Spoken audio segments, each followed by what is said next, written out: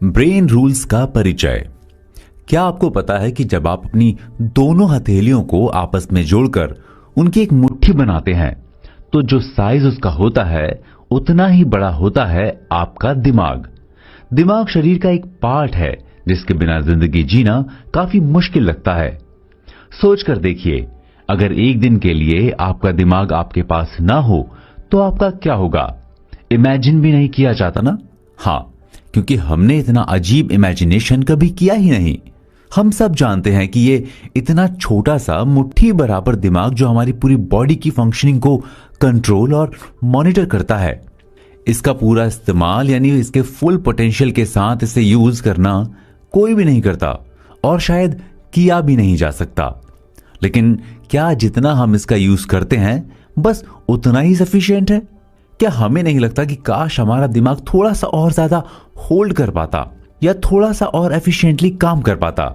लेकिन क्या ऐसा हो सकता है? क्या दिमाग का पोटेंशियल बढ़ाया जा सकता है? अगर हां तो कैसे? सो फ्रेंड्स, अगर हम आपसे कहें कि वाकई ऐसा किया जा सकता है तो हम आपके लिए लाए हैं एक ऐसी बुक समरी जिसमें आपको आपके सारे सवालों के जवाब मिलेंगे और साथ ही मिलेंगे कुछ ऐसे अमेजिंग तरीके जिनसे you can do the unthinkable. ये बुक समरी है अमेजिंग बुक की जिसका नाम है ब्रेन रूल्स बाय जॉन मेडिना। इस किताब में ऐसे 12 रूल्स दिए गए हैं जो आपके जीवन में ऐसे बदलाव ला सकते हैं जो आप चाहते तो हैं लेकिन सोचा नहीं कि कभी उन चेंजेस को खुद में कर पाएंगे। इस सीरीज को शुरू करने से पहले आइए जानते हैं क्या है वो 12 rules. Rule number 1, exercise body के लिए जरूरी है। ये तो सबको पता है, लेकिन ये आपके दिमाग को भी मजबूत बनाता है और साथ ही आपकी एज पर भी पॉजिटिव इफेक्ट डालता है। रूल नंबर 2, एक ऐसा रूल जो हमें बताता है कि survival of the fittest brain के लिए कैसे वर्क करता है और कैसे हम अपने ब्रेन को डेवलप कर सकते हैं कि वो हमेशा अपडेटेड रहे and can survive till the end of the time. Rule number 3, हम अधिकतर समय अपने आप को दूसरों से कंपेयर करने में वेस्ट कर देते हैं, पर यह कितना सही है? इस रूल में हम जानेंगे कि हर इंसान का दिमाग अलग तरह से प्रोग्राम्ड है और अलग तरह से वर्क करता है। So no need to compare. Rule number 4 है ध्यान का, यानी कितना इंपॉर्टेंट है किसी भी चीज पर टाइम इन्वेस्ट करना और कैसे हमारा दिमाग बोरिंग बातों और चीजों को इग्नोर कर देता है। रूल नंबर 5 और 6 हमें बताते हैं कि किस तरह चीजों को बार बार देखते रहना या दोहराते रहने से हमें उन्हें याद रखने में आसानी होती है और साथ ही यह याद रखना कि हमें चीजों को दोहराते रहना है।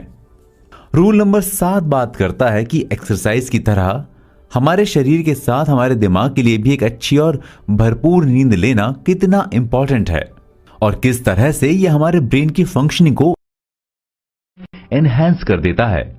बात करें रूल नंबर 9 की तो यह हमारी डेली हैक्टिक लाइफ से काफी रेजोनेट करता है, क्योंकि इस रूल के अकॉर्डिंग एक थका हुआ टेंस्ड ब्रेन कभी भी इफेक्टिवली वर्क नहीं कर सकता। साथ ही एक टायर्ड या स्ट्रेस्ड ब्रेन की फंक्शनिंग कभी भी एक रिलैक्स्ड ब्रेन जैसी नहीं हो सकती। इसलिए it says relaxation is the key to have a proper functioning brain. यह हमेशा ही कहा जाता है कि to see properly one must have a proper vision. Same यही बात जॉन मेडिना के ब्रेन रूल नंबर 10 भी कहता है। It says vision Trump's all other senses. मतलब अगर आपका विजन क्लियर है, यानी आपका ब्रेन चीजों को विजुलाइज और प्रायोरिटाइज आसानी से और साफ साफ कर लेता है, तो ये आपके सभी दूसरे सेंसेस को कंट्रोल और अलाइन रखता है। द रूल नंबर 11 बात करता है कि जिस तरह मेल और फीमेल बॉडीज डिफरेंट होती हैं और उनके काम करने का तरीका अलग होता है, वैसे ही उनके ब्रेन्स भी अलग तरह से काम करने के लिए प्रोग्राम्ड होते हैं। लास्ट रूल जो है रूल नंबर 12 बताता है कि we are powerful and natural explorers. मतलब humans are sort of born to learn and lead. मतलब हम पैदा ही सीखने और आगे बढ़ने के लिए हुए हैं। हमारे दिमाग का काम है क्यूरियस होना और हमेशा ही कुछ ना कुछ नया एक्सप्लोर करते रहना, क्योंकि बिना एक्सप्लोर किए हम ह्यूमन हो ही नहीं सकते। तो दोस्तों, आप एक्साइटेड हो इस नए सफर पर चलने के लिए जो आपके ब्रेन को ट्रांसफॉर्म कर देगा और ये बेहतर ट्रांसफॉर्म ब्रेन सिस्टम देगा आपको जिंदगी को देखने और जीने का नया नजरिया। सीरीज के अगले एपिसोड में हम बात करेंगे रूल नंबर 1 की कि किस तरह आप अपनी एज बढ़ा सकते हैं। क्यूरियस है? जी हां, हम आगे बात करेंगे कंट्रोल ओवर ब्रेन और कैसे it can add more years into your life.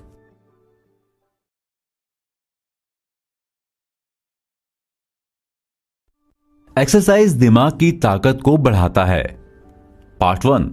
दोस्तों, ब्रेन रूल्स की सीरीज में हम बात कर रहे हैं ऐसे 12 रूल्स की जिनसे एक इंसान अपने ब्रेन की एफिशिएंसी को किस तरह बढ़ा सकता है। क्या आपको पता है कि आपकी एज एक्चुअली डिपेंड करती है आपके ब्रेन और उसकी प्रोसेसिंग पर? नहीं पता? चलिए आपको एक छोटा सा किस्सा बताते हैं। एक आदमी के हाथ बांधकर कैलिफोर्निया के लॉन्ग बीच हार्बर में फेंक दिया गया और उसको एक फ्लोटिंग केबल के साथ 70 बोट्स के साथ अटैच कर दिया गया। हर बोट पर एक एक पैसेंजर भी था। उस आदमी ने क्वींसवे ब्रिज से उन सभी 70 बोट्स को खींचते हुए तैरकर 1.5 मील का सफर तय किया। वो आदमी था जैक लेलमे, जो कि इस किताब को करते हुए अपना 70th बर्थडे मना रहा था। 1914 में पैदा हुए जैक लेलिन को अमेरिकन फिटनेस मूवमेंट का गॉडफादर भी कहा जाता है। Leg extension machine, cable fashion pulleys जैसे मॉडर्न जिम इक्विपमेंट्स बनाने वाले जैक के नाम पर एक एक्सरसाइज भी है, जंपिंग जैक।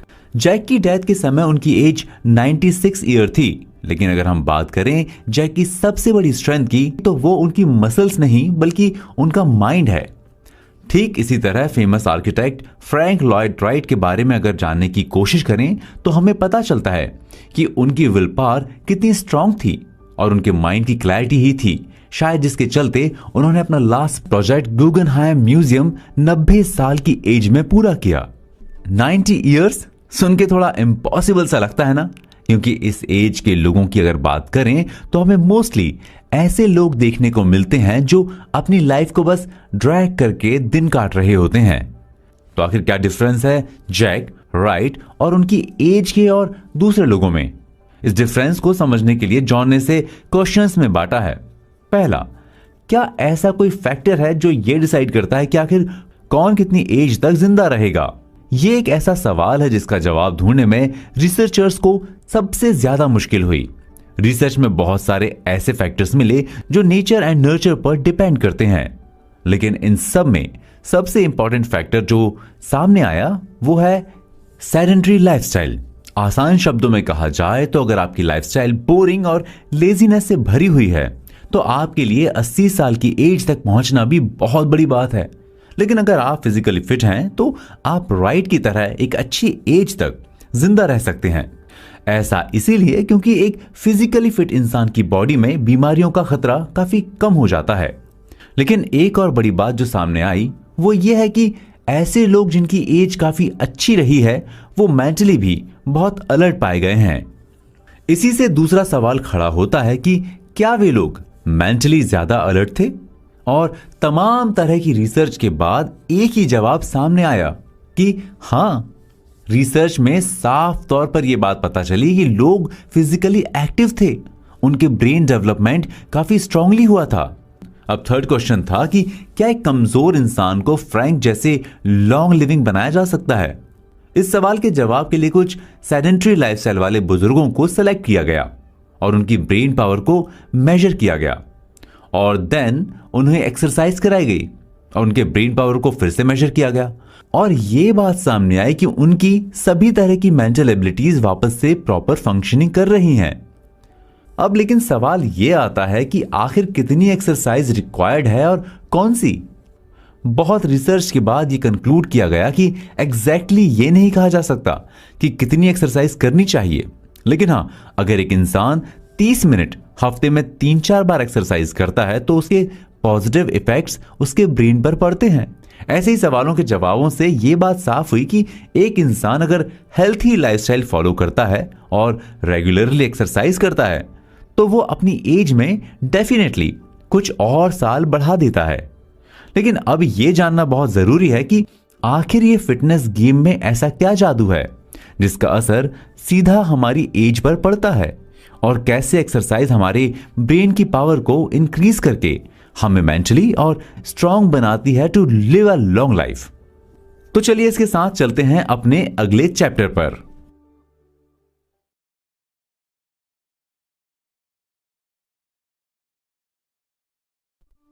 एक्सरसाइज दिमाग की ताकत को बढ़ाता है, पार्ट 2। क्या आपको पता है कि आपका दिमाग कैसे काम करता है? आपका जवाब होगा हां, बिल्कुल।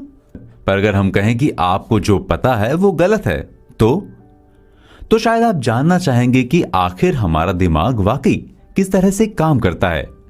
इस सीरीज में हम बात कर रहे हैं कि एक इंसान का दिमाग सच में किस तरह से काम करता है और उसे सही तरीके से काम करने के लिए क्या क्या करना चाहिए।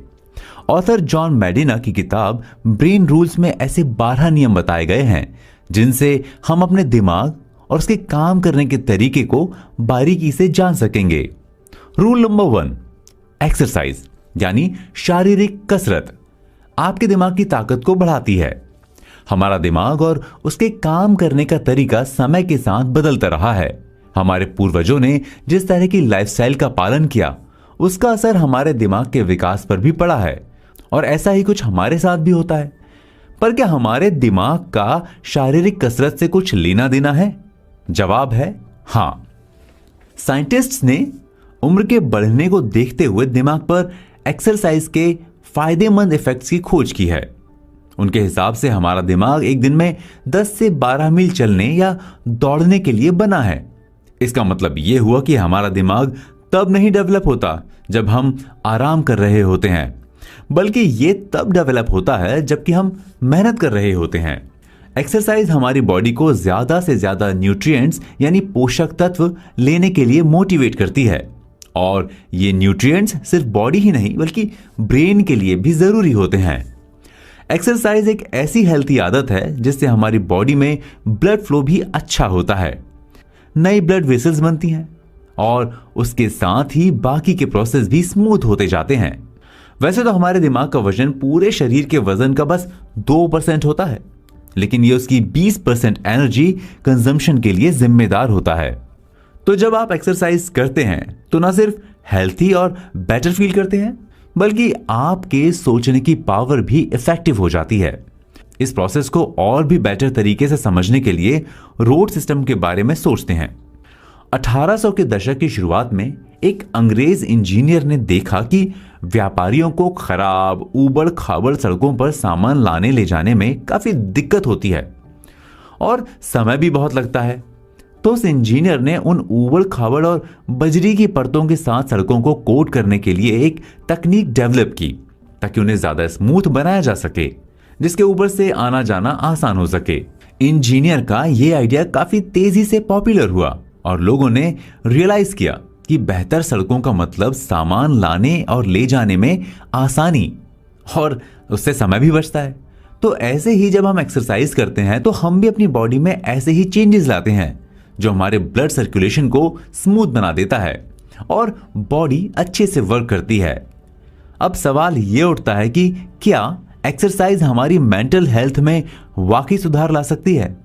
रिसर्च के अकॉर्डिंग एक्सरसाइज से हमारे दिमाग को ब्लड मिलता है एंड ये ब्लड दिमाग को ऑक्सीजन और एनर्जी प्रोवाइड करता है और प्रोटीन्स को एनर्जाइज करता है जो न्यूरॉन्स को जोड़ता रहता है।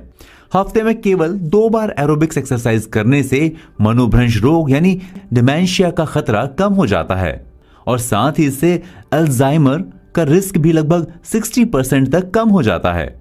तो जितना अधिक आप एक्सरसाइज करेंगे आपका दिमाग और शरीर उतना ही स्वस्थ और मजबूत होगा। अगर मेडिना के वर्ड्स में कहा जाए तो अगर आपको अपनी थिंकिंग स्किल्स बढ़ानी है तो मूव यानी चलते रहिए। तो हम भी इसी के साथ चलते हैं अपने नेक्स्ट चैप्टर में जिसमें हम जानेंगे सर्वाइवल ऑफ फिटेस्ट के रूल के बारे में।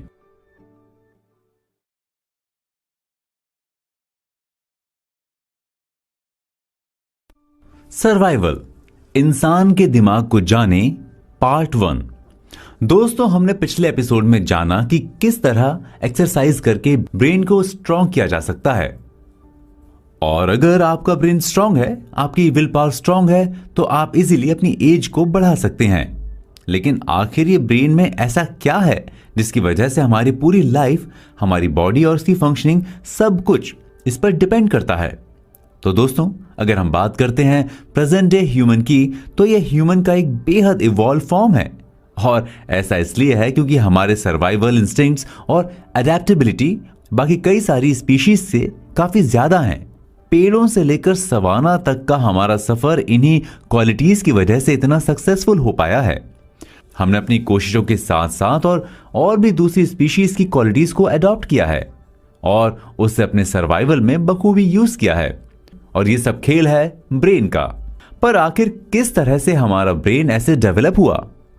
एक रिसर्च के हिसाब से दुनिया में एक टाइम पे रहने वाले सभी स्पीशीज में से ऑलमोस्ट 99.99 स्पीशीज आज विलुप्त हो चुके हैं। तो सोचिए कि आखिर हम में ऐसा क्या था कि हम आज भी सरवाइव कर रहे हैं, और न सिर्फ सरवाइव कर रहे हैं बल्कि लगातार ग्रो भी कर रहे हैं। इन सब के पीछे है हमारा ब्रेन और उसके टैक्टिक्स। एनवायरमेंटल चेंजेस के साथ सरवाइव करने के दो तरीके हैं। पहला, आप मजबूत बन सकते हैं। दूसरा, आप चालाक बन सकते हैं। और हम ह्यूमंस ने दूसरा वाला तरीका चुना।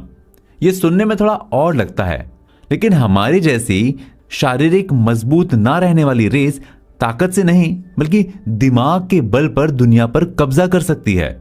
रिसर्चर जूडी ने इस पर काफी डीपली रिसर्च करने के बाद डुअल रिप्रेजेंटेशन थ्योरी दी, जिसमें उन्होंने बताया कि इंसान उन सभी चीजों को बना सकते हैं जो वो नहीं है, और वो ऐसा इसलिए है क्योंकि हम कल्पना कर सकते हैं।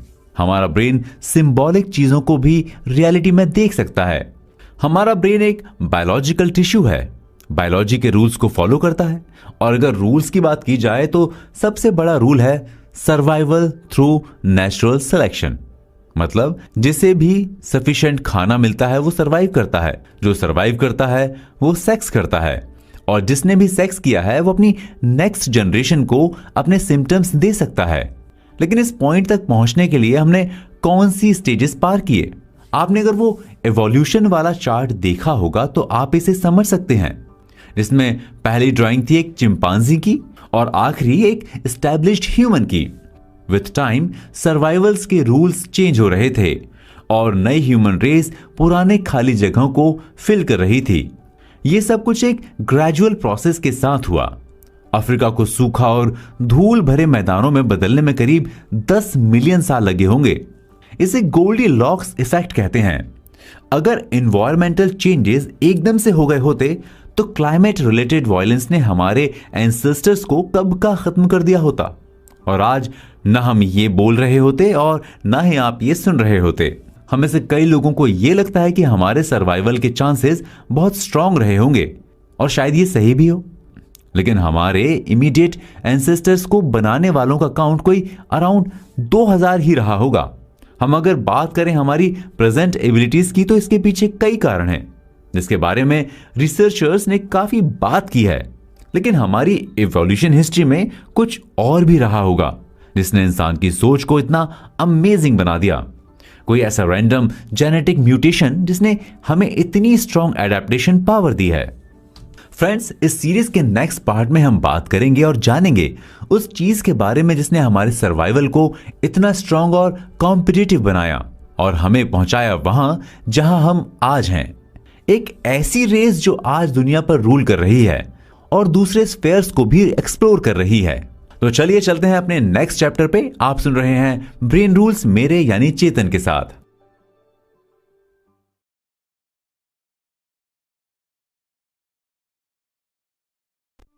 सर्वाइवल, इंसान के दिमाग को जाने पार्ट 2।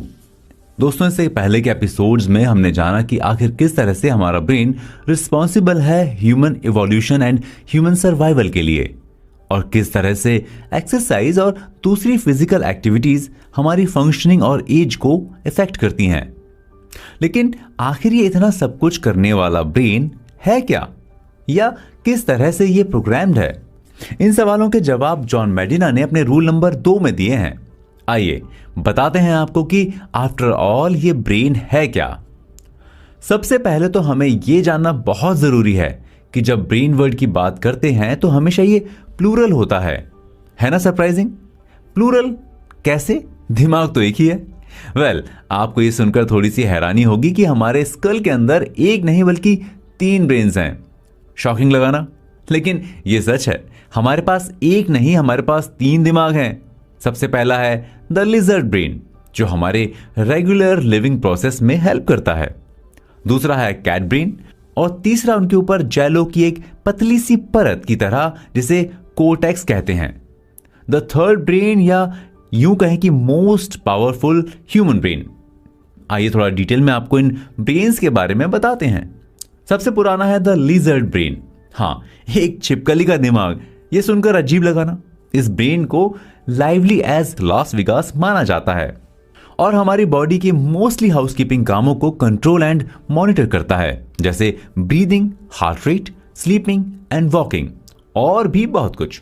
दूसरा है पैलियो यानी मैमेलियन ब्रेन, जो आपके और हमारे सर्वाइवल के लिए जिम्मेदार है, या जैसा कि कुछ वैज्ञानिक कहते हैं कि 4 F's: fighting, feeding, feeling and reproductive behaviour. इनके लिए ये ब्रेन वर्क करता है। एंड लास्ट में है तीसरा द ह्यूमन ब्रेन, जो सभी कॉम्प्लेक्स कामों के लिए जिम्मेदार है, और यही है द पिनिकल ऑफ इवोल्यूशन, यानी कि हमारी प्रोग्रेस, ग्रोथ और सक्सेस के लिए रिस्पॉन्सिबल ब्रेन। ये तो हुई ब्रेन्स की बात, लेकिन अब एक प्रॉब्लम जो सबसे ज्यादा सामने आती है वो ये है कि हमसे हमेशा एक्सपेक्ट किया जाता है कि हम हमेशा हमारा ह्यूमन ब्रेन एक्टिव रखें, लेकिन इसमें हम ये भूल जाते हैं कि बाकी दोनों ब्रेन भी उस कल में कोएग्जिस्ट कर रहे हैं। इनफैक्ट जब हम ब्रेन रूल्स की बात करते हैं तो इसमें मोस्टली रूल्स ह्यूमन ब्रेन के लिए ही हैं, जो कि ह्यूमंस का एक बहुत बड़ा हिस्सा है एंड डेफिनेटली जिसे इग्नोर नहीं किया जा सकता। जॉन मेडिना ने इस रूल में ये बात बहुत क्लियरली बताई है कि हमारा सर्वाइवल अगर पॉसिबल हुआ है और अगर हम इवॉल्व हुए हैं तो उसका सबसे बड़ा रीजन है हमारा ब्रेन, या कहें कि हमारे तीनों ब्रेन्स जिन्होंने हमें अडेप्टेबल बनाया और हमने एनवायरमेंटल मुश्किलों को ओवरकम किया और एक डेवलप्ड स्पीशीज बने। अगर हम इस पूरे रूल के क्रक्स की बात करें तो हम ये कह सकते हैं कि हमारी ह्यूमन एबिलिटी है एक चीज से दूसरी चीज को जोड़कर और उससे सीखकर आगे बढ़ने की, और ये बहुत यूनिक ह्यूमन टैलेंट है जो हमें हर दूसरे स्पीशीज से अलग बनाता है। ये ट्रेट या आदत हमारी जरूरत की वजह से हमें डेवलप हुई है ताकि ह्यूमंस एक दूसरे की इंटेंशंस और मोटिवेशंस को समझ सकें और इजीली ग्रुप्स में काम कर सकें। आफ्टर ऑल इवोल्यूशन के प्रोसेस के लिए सबसे ज्यादा अगर कोई जरूरी चीज थी या है तो वो है हमारे ब्रेन्स को अलाइंड होकर काम करना। इस सीरीज के नेक्स्ट पार्ट में हम बात करेंगे रूल नंबर 3 की। हम हमेशा कहते हैं कि 2 अलग अलग लोगों के दिमाग और उनके तरीके एक से नहीं हो सकते। आखिर ऐसा क्यों होता है? क्या है जो हमें एक ही स्पीशीज होने के बावजूद एक दूसरे से अलग बना देता है? क्यों होते हैं हमारे ब्रेन्स और उनकी फंक्शनिंग बिल्कुल अलग? बहुत सारे ऐसे ही सस्पेंसफुल फैक्टर्स जिन्हें जानकर आपको पता चलेगा कि असली दिमाग का खेल है क्या। तो चलिए चलते हैं अपने अगले चैप्टर पर।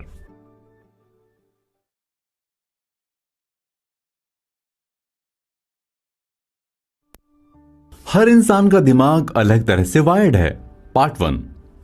हेलो दोस्तों, ब्रेन रूल्स के नए एपिसोड में आपका स्वागत है। इस सीरीज में हम बात कर रहे हैं ऐसे रूल्स की जो हमें यह जानने में मदद करते हैं कि आखिर एक इंसानी दिमाग काम कैसे करता है और किस तरह से एक इंसान उस दिमाग को नर्चर और प्रोसेस करके उसकी फंक्शनिंग एंड एबिलिटीज का ऑप्टिमम यूज कर सकता है। जॉन मेडिना ने एक बेहतरीन रिसर्च के बाद ये 12 रूल्स लिखे हैं। इन रूल्स की समझ के साथ हम शायद वो कर सकते हैं जो हमने कभी सोचा भी नहीं। ब्रेन रूल्स की कड़ी में तीसरा रूल है एक दिमाग की प्रोग्रामिंग का। हम हमेशा ही अपनी लाइफ में बात करते हैं कंपैरिजन की और हमेशा ही ये देखते हैं कि कोई भी 2 लोग एक से नहीं होते, उनमें कुछ सिमिलैरिटीज एंड डिसिमिलैरिटीज होती हैं। पर क्या रीजन है इसका? आफ्टर ऑल इवोल्यूशन के प्रोसेस में चीजें सभी के लिए एक जैसी रहीं, फिर भी लोग अलग हैं। इसका सबसे बड़ा रीजन है हमारे ब्रेन की मैपिंग। जी, ब्रेन की मैपिंग यानी हमारे दिमाग की बनावट, उसकी प्लानिंग एक दूसरे से अलग है। और इतना ही नहीं, ये लगातार बदलती भी रहती है। मिचेल जॉर्डन की अगर बात की जाए तो हम देखेंगे कि उनका करियर असफलताओं से भरा रहा।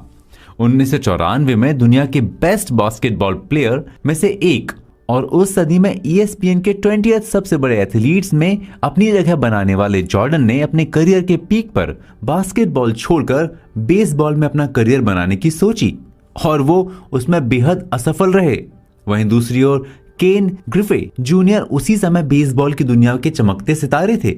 आउटफील्ड पर उनके कैच देखकर ऐसा लगता था कि वो हवा में तैर रहे हों। पर ऐसा क्या था जो इन दोनों को एक दूसरे से इतना अलग बनाता था? आखिर इन दोनों की बॉडीज में ऐसा क्या चल रहा था?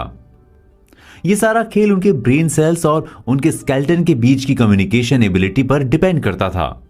एंड हां, इस पर भी कि आखिर उनके ब्रेन्स की वायरिंग कैसी है।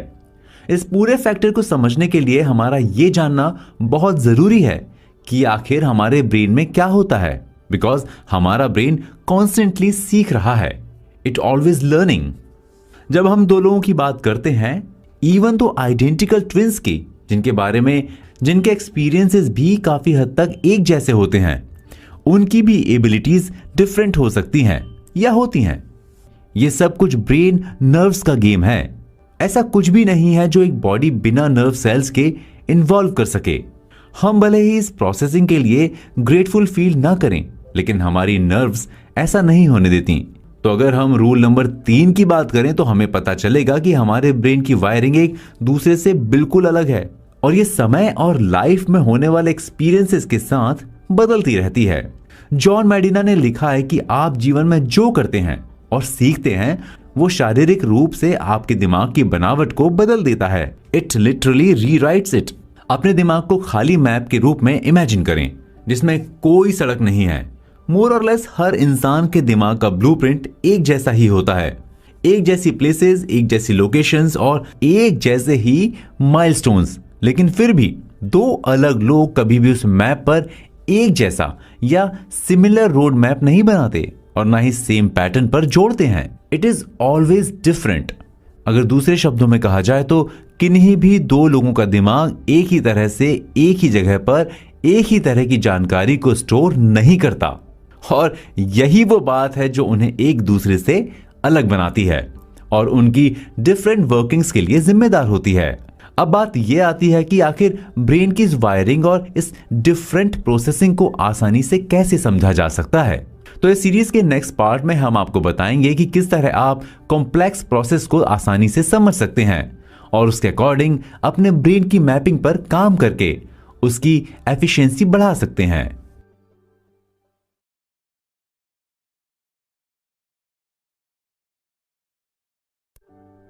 हर इंसान का दिमाग अलग तरह से वायर्ड है, पार्ट 2। हेलो फ्रेंड्स, आप सुन रहे हैं ब्रेन रूल्स की ऑडियो बुक समरी और हम बात कर रहे हैं किस तरह दो लोगों के ब्रेन्स की बनावट, उनकी वायरिंग सब एक दूसरे से अलग होती है और यही वजह है कि दो लोग और उनके काम करने का तरीका सब एक दूसरे से अलग होता है। आज के इस पार्ट में हम आपको बताएंगे कि आखिर वो कौन सी ऐसी चीज है या तकनीक है जिसके थ्रू एक इंसान अपने ब्रेन की प्रोग्रामिंग चेंज या अपग्रेड कर सकता है। जैसा कि लास्ट पार्ट में हमने जाना कि आप जिंदगी में जो करते हैं और सीखते हैं वो शारीरिक रूप से आपके दिमाग की बनावट को बदल देता है और किसी भी दो लोगों का दिमाग एक ही तरह एक ही जगह पर एक ही तरह की जानकारी को स्टोर नहीं करता है और यही वो बात है जो उन्हें एक दूसरे से अलग बनाती है और उनकी डिफरेंट वायरिंग्स के लिए जिम्मेदार होती है। और ये सब होता है ब्रेन की डिफरेंट वायरिंग की वजह से। ये वायरिंग ही होती है जो हमारे ब्रेन के डिफरेंट रीजियंस को आपस में जोड़ते हैं और जो किसी को एक अमेजिंग पियानिस्ट बना देता है तो किसी को चेस का मास्टर। और इसीलिए इंपॉर्टेंट है रूल नंबर 3 की समझ होना। इस रूल को समझना इंपॉर्टेंट है क्योंकि जीवन भर हम जिस भी इंसान के साथ बातचीत करते हैं वो उनके जीवन के अनुभव के हिसाब से हमसे बिल्कुल अलग होता है और इनफैक्ट हर पर्सन अपने एक्सपीरियंस से शेप हुआ होगा।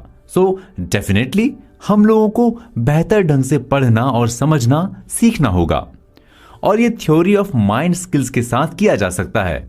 दो अलग अलग लोगों के ब्रेन के अलग अलग रीजन्स भी डिफरेंट रेट पर डेवलप होते हैं। लोगों की इंटेलिजेंस जज करने के कई तरीके होते हैं। जैसा कि हमने लास्ट एपिसोड में बताया था कि जरूरी नहीं कि दो अलग अलग एक्सपीरियंसेस वाले लोग एक फील्ड में एक जैसा ही परफॉर्म करें, और उनकी इंटेलिजेंस सिर्फ आईक्यू टेस्ट से जज नहीं की जा सकती।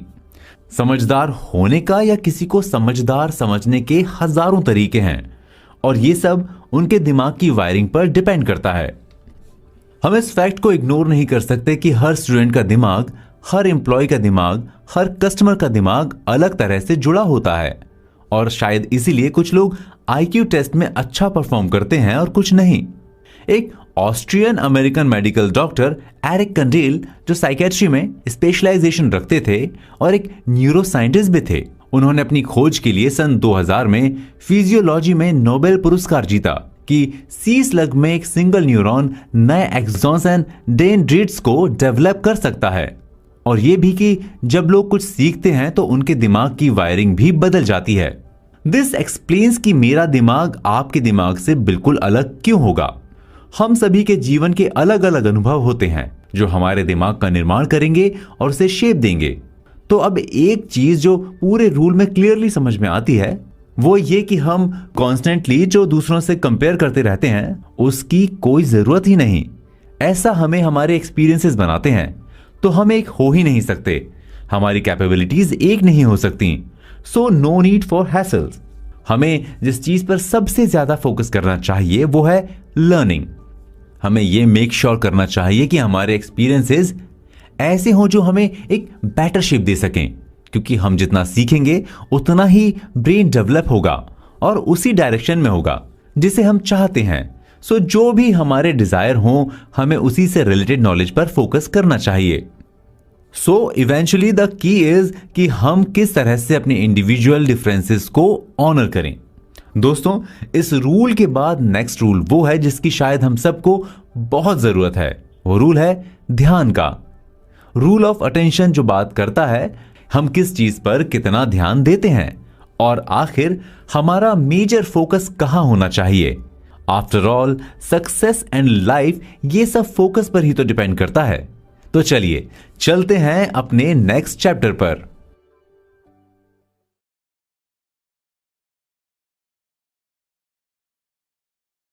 अटेंशन मतलब ध्यान। हम बोरिंग चीजों पर ध्यान नहीं देते। पार्ट 1। हेलो दोस्तों, ऐसा कितनी बार होता है कि हम कुछ देख रहे होते हैं और 10 मिनट से ज्यादा उसे झेल पाना हमारे लिए मुश्किल हो जाता है और हम उससे ऊब कर वहां से खिसक लेते हैं, होता है ना। पर कभी सोचा है कि क्यों हम बोरिंग बातों या चीजों को इग्नोर कर देते हैं? क्यों कई बार वहां बैठे होकर भी हमें याद नहीं होता कि आखिर किस बारे में बात हो रही है? ऐसा इसलिए क्योंकि हमारा ब्रेन कभी भी बोरिंग बातों पर ध्यान नहीं देना चाहता और ना ही देता है और उन्हें इग्नोर कर देता है। दोस्तों, ब्रेन रूल्स सीरीज के आज के एपिसोड में हम बात करने जा रहे हैं रूल नंबर 4 की, जो कि है रूल ऑफ अटेंशन यानी ध्यान का नियम। जैसा कि हमने अपने लास्ट एपिसोड में आपको बताया था कि ध्यान या अटेंशन एक ऐसी चीज है जिसके साथ लाइफ में किसी न किसी पॉइंट पर हम सबने स्ट्रगल किया होगा, और जब हम अटेंशन देने में अनसक्सेसफुल हो गए होंगे तो हमने खुद पर भी काफी डाउट भी किया होगा, है ना। पर शायद कभी ये नहीं सोचा कि आखिर ऐसा क्यों होता है, क्या रीजन है कि हम कई बार चीजों पर फोकस नहीं कर पाते। जॉन मेडिना ने अपने रूल्स में चौथे नंबर पर यानी रूल नंबर 4 में इसी बारे में बात की है। वे कहते हैं कि मुझे यकीन है कि आपने सुना होगा कि दर्शक 10 मिनट के बाद चेकआउट करते हैं, या कि हमारा दिमाग एक समय में केवल एक ही चीज पर ध्यान केंद्रित कर सकता है और शायद इसीलिए मल्टीटास्किंग को एक अच्छा आइडिया नहीं समझा जाता। लेकिन सच क्या है? वेल, ये थोड़ा सा शॉकिंग हो सकता है अगर हम कहें कि हमारा ब्रेन मल्टीटास्किंग जैसा कुछ कर ही नहीं सकता। तो जी हां, आपको जानकर हैरानी होगी कि जब अटेंशन की बात आती है या कहें कि किसी चीज पर फोकस करने की बात आती है तो हमारा दिमाग एक से ज्यादा टास्क पर एक ही टाइम पर फोकस नहीं कर सकता। ये मल्टीटास्किंग के लिए डेवलप है ही नहीं। इसलिए भले ही आप गाड़ी चलाते समय अपने सेल फोन पर बात करने की कोशिश करें और आपको लगता है कि मल्टीटास्किंग कर रहे हैं, लेकिन सच्चाई ये है कि आपका दिमाग दोनों एक्टिविटीज के बीच लगातार चालू और बंद होता रहता है, यानी कि कॉन्स्टेंटली स्विच करता रहता है। असल में जब हमें लगता है कि हमारा दिमाग मल्टीटास्क कर रहा है तो एक्चुअली में हमारे दिमाग के अंदर क्या होता है, उस वक्त हमारा दिमाग एक टास्क से दूसरे टास्क के बीच में केओटिक सिंगल टास्किंग कर रहा होता है। अगर साफ शब्दों में कहा जाए तो it is literally impossible to multitask, मतलब मल्टीटास्किंग असंभव है। हमारे ब्रेन की अटेंशनल स्पॉटलाइट एक बार में एक ही चीज पर फोकस कर सकती है। मजेदार बात यह है कि अगर आपने इस फैक्ट के बारे में सुना होगा कि औसत इंसान का ध्यान सुनहरी मछली यानी गोल्ड फिश की तुलना में कम होता है, इस बात का कोई सबूत नहीं है कि इंसान का ध्यान कम हो रहा है या सुनहरी मछली का ध्यान विशेष रूप से कम है। यह तो सिर्फ एक कहावत है, लेकिन यह सच है कि हमारा ब्रेन मल्टीटास्किंग के लिए प्रोग्राम्ड नहीं है। तो फिर हमारे ब्रेन की एफिशिएंसी का क्या? कि क्या कोई ऐसा तरीका है जिसके थ्रू हम इसकी एफिशिएंसी को बढ़ा सकते हैं? वेल, जहां प्रॉब्लम है वहां सोल्यूशन तो होगा ही। तो जॉन मेडिना ने हमारे इन सवालों के जवाब भी दिए हैं। उन्होंने बताया कि आखिर कैसे हम अपने ब्रेन को और ज्यादा एफिशिएंट बना सकते हैं और ज्यादा फोकस भी। इस सीरीज के नेक्स्ट पार्ट में हम रिवील करेंगे कुछ ऐसे सीक्रेट्स जिनको फॉलो करने से आपका ब्रेन वाकई ज्यादा एफिशिएंट हो जाएगा।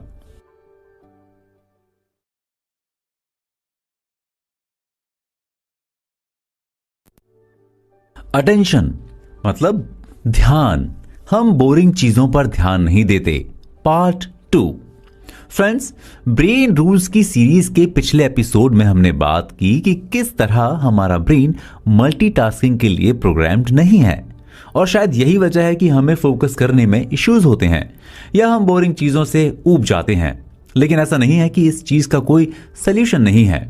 हम जानते हैं कि हमारा ब्रेन चीजें बहुत ज्यादा याद नहीं रख सकता, स्पेशली अगर वो बोरिंग है तो।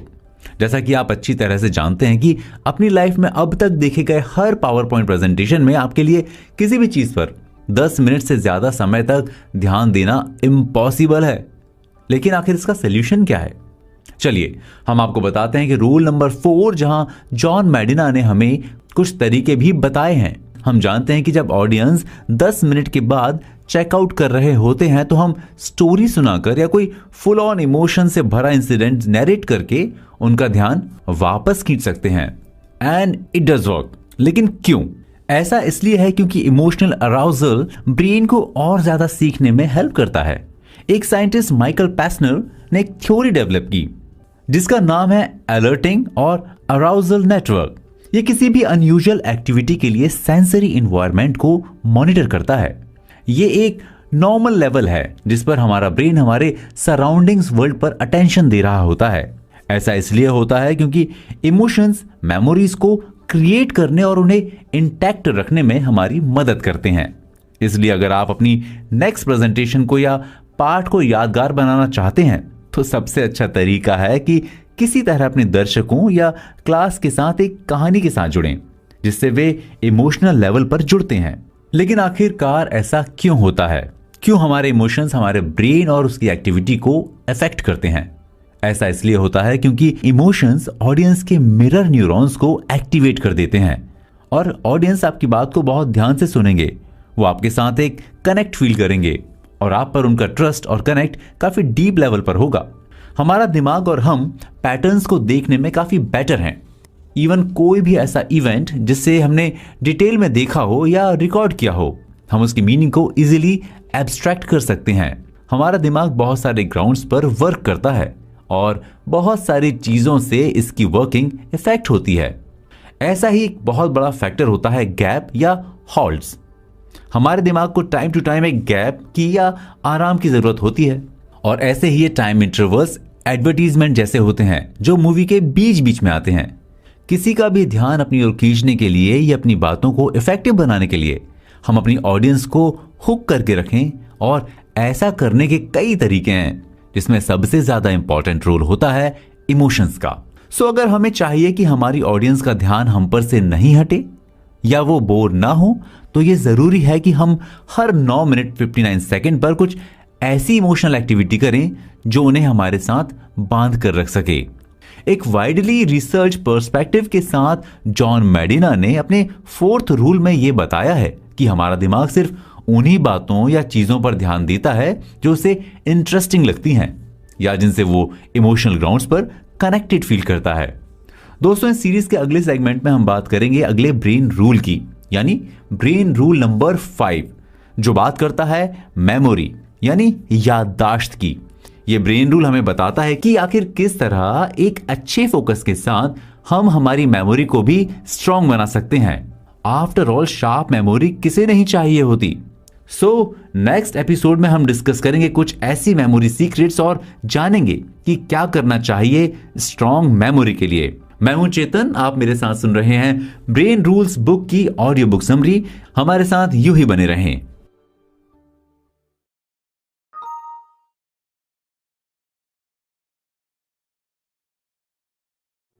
शॉर्ट टर्म मेमोरी, याद रखने के लिए रिपीट करते रहें, पार्ट 1। हेलो दोस्तों, दिमाग को जानने और बेहतर बनाने की इस अमेजिंग सीरीज में हम बात कर रहे हैं कि कैसे हमारा ब्रेन वर्क करता है और वो कौन सी बातें हमें ध्यान में रखनी चाहिए जो कि हमें हेल्प कर सकती हैं to have an amazing brain. हमने अब तक बात की जॉन मैडिना के फाइंड किए हुए 4 रूल्स की। अब हम बात करेंगे एक ऐसे रूल की जो शायद हम सब के लिए बहुत जरूरी है जानना, क्योंकि आफ्टर ऑल बिना मेमोरी के कुछ भी पॉसिबल नहीं है। रोमन लोग एक कहावत कहते हैं, रिपीटियो मैटर स्टूडियोरम सेट, जिसका मतलब है repetition is the mother of learning. अगर आप कुछ भी सीखना चाहते हैं तो उसे दोहराना जरूरी है। लेकिन क्यों? क्योंकि हमारा दिमाग ऐसे ही काम करता है। जब भी आप किसी चीज को याद रखने की कोशिश करते हैं तो हमारा दिमाग एक प्रोसेस से गुजरता है। ऐसा इसलिए होता है क्योंकि हमारी मेमोरी कई पार्ट्स में डिवाइडेड है। हमारे ब्रेन के पास कई तरह के मेमोरी सिस्टम्स हैं।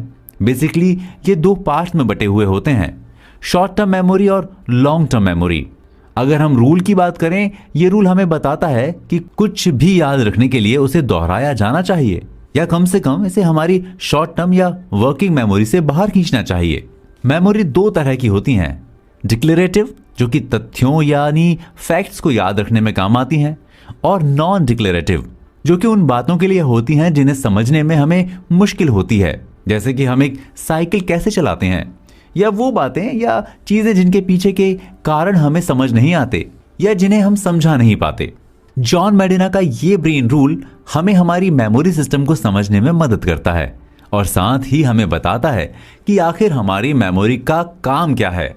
क्या आपको पता है, जब आप कोई चीज देखते हैं या उसे याद करते हैं तो उस बात का या उस इंफॉर्मेशन का एक्चुअली में होता क्या है?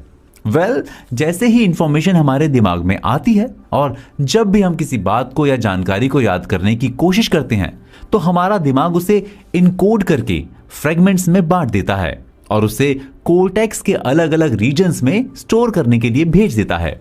हालांकि जब तक आप बार बार जानकारी को डिकोड करने की कोशिश नहीं करते हैं तब तक आपका दिमाग कोड भूल जाता है और इस तरह आप जानकारी भूल जाते हैं। डिक्लेरेटिव मेमोरी बेसिकली एक 3 स्टेप प्रोसेस की बात करती है, जिसमें पहला स्टेप होता है इनकोडिंग। अब पहले ये जानते हैं कि ये इनकोडिंग आखिर काम कैसे करती है। जब भी कोई जानकारी हमारे दिमाग में आती है तो ये एक ऐसे चलते हुए ब्लेंडर की तरह काम कर रहा होता है जिसका लिड खुला छोड़ दिया गया हो। तो जैसे ही कोई इंफॉर्मेशन इसमें आती है, ये उसके पीसेस करके हमारे ब्रेन के अलग अलग हिस्सों तक पहुंचा देता है। हम उन बातों या चीजों को ज्यादा अच्छे से याद रख पाते हैं या जिन्हें हमने अच्छी तरह से इनकोड किया होता है, यानी कन्वर्ट किया होता है, या फिर पर्सनली उसे एक्सपीरियंस किया होता है। फॉर एग्जाम्पल, अगर आपको एक फोन नंबर याद करना है, जो कि आजकल हमें नहीं करना होता थैंक्स टू मोबाइल फोन्स, तो हमें कोशिश करनी चाहिए उन नंबर्स को किसी पिक्चर या इमेज से एसोसिएट करने की, सो ये नंबर अपने दिमाग में अच्छी तरह से इनकोड हो सकें। याद करने के लिए मेथड को रेडिकुलस एसोसिएशन कहा जाता है। आप जितनी क्रेजी इमेज को यूज करेंगे, आपको नंबर उतने ही अच्छे से याद रहेगा। सुनने में आपको शायद ये काफी स्टूपिड लगे, लेकिन इतनी बड़ी या लंबी सी कहानी दिमाग में स्टोर करना इज मैड। लेकिन रियलिटी में स्टोरी जितनी कॉम्प्लेक्स होगी उतना ही आपको याद होगा।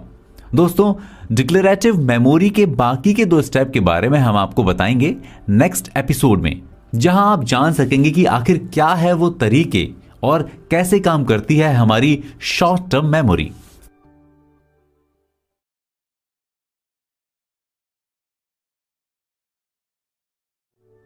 शॉर्ट टर्म मेमोरी, याद रखने के लिए रिपीट करते रहें, पार्ट 2।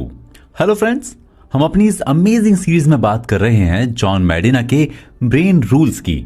जो कि आपको बताते हैं आपके ब्रेन के बारे में, और साथ ही आपको बताते हैं ऐसे तरीके जिनसे आप अपने ब्रेन को बना सकते हैं एक सुपर ब्रेन। आफ्टर ऑल, किसी भी चीज को सुपर बनाने के लिए उसे जानना बेहद जरूरी है। तो इस सीरीज के पिछले एपिसोड में हम बात कर रहे थे शॉर्ट टर्म मेमोरी यानी डिक्लेरेटिव मेमोरी की, और हमने ये समझने की कोशिश की कि किस तरह हमारा दिमाग एक इंफॉर्मेशन को गैदर करके उसे प्रोसेस करता है और उसे स्टोर करता है।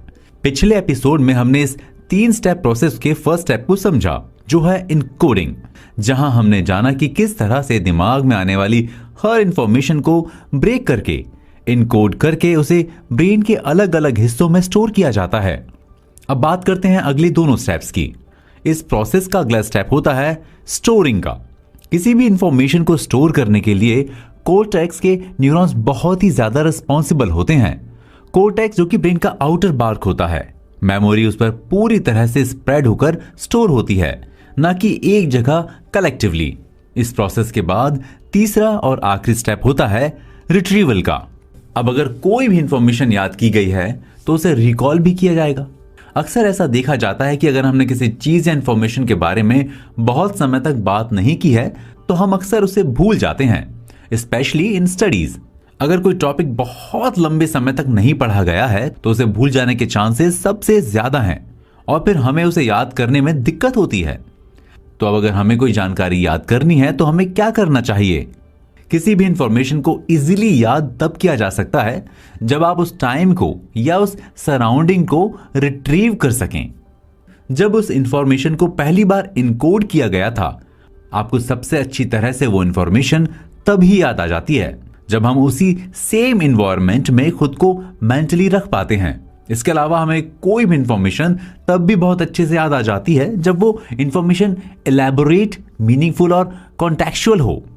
तो इसलिए ये बहुत जरूरी है कि हम किसी भी इंफॉर्मेशन को रियल वर्ल्ड एग्जांपल्स के साथ याद रखने की कोशिश करें, क्योंकि जब हम ऐसा करते हैं तब we can relive that moment. ज्यादातर इंसिडेंट्स जो ऐसे होते हैं जिन्हें लंबे समय तक याद रखा जा सकता है या जिनसे कुछ भी सीखा जा सकता है, वो मोस्टली याद करने से पहले कुछ सेकंड में ही प्रोसेस हो जाते हैं। इसलिए हम जितना एलैबोरेट वे में किसी बात को इनकोड करेंगे, उसे याद रखने में हमें उतनी ही आसानी होगी। और जैसा कि पहले भी कहा गया है कि अगर आप किसी भी बात या इंफॉर्मेशन को रिट्रीव करना चाहते हैं तो अपने आप को उसी सेम एनवायरनमेंट में रखने की कोशिश करें जिसमें वो स्टोर की गई थी, और साथ ही उस चीज को बार बार दोहराते रहें, क्योंकि ऐसा करने से वो आपकी लॉन्ग टर्म मेमोरी में सेव हो जाएगी। और यही है हमारा ब्रेन रूल नंबर 6, जहां हम बात करेंगे लॉन्ग टर्म मेमोरी के बारे में, यानी इंफॉर्मेशन को बहुत लंबे समय तक याद रखना। तो आप बने रहिए हमारे साथ।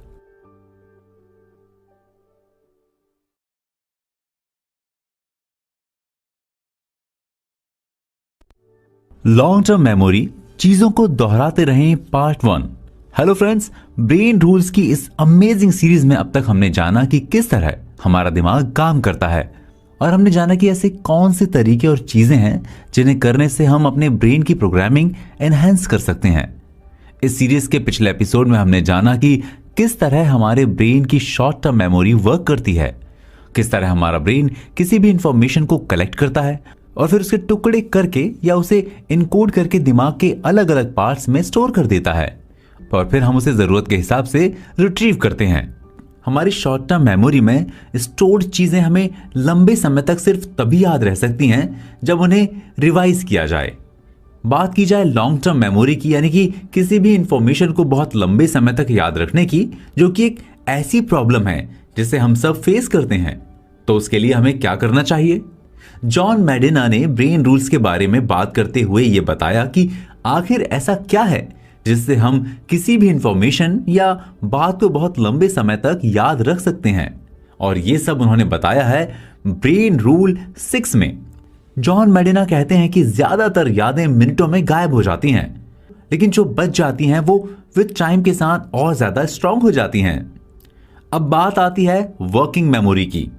एक साइंटिस्ट एलन बैडली ने वर्किंग मेमोरी को 3 components model, auditory, visual and executive में डिफाइन किया है।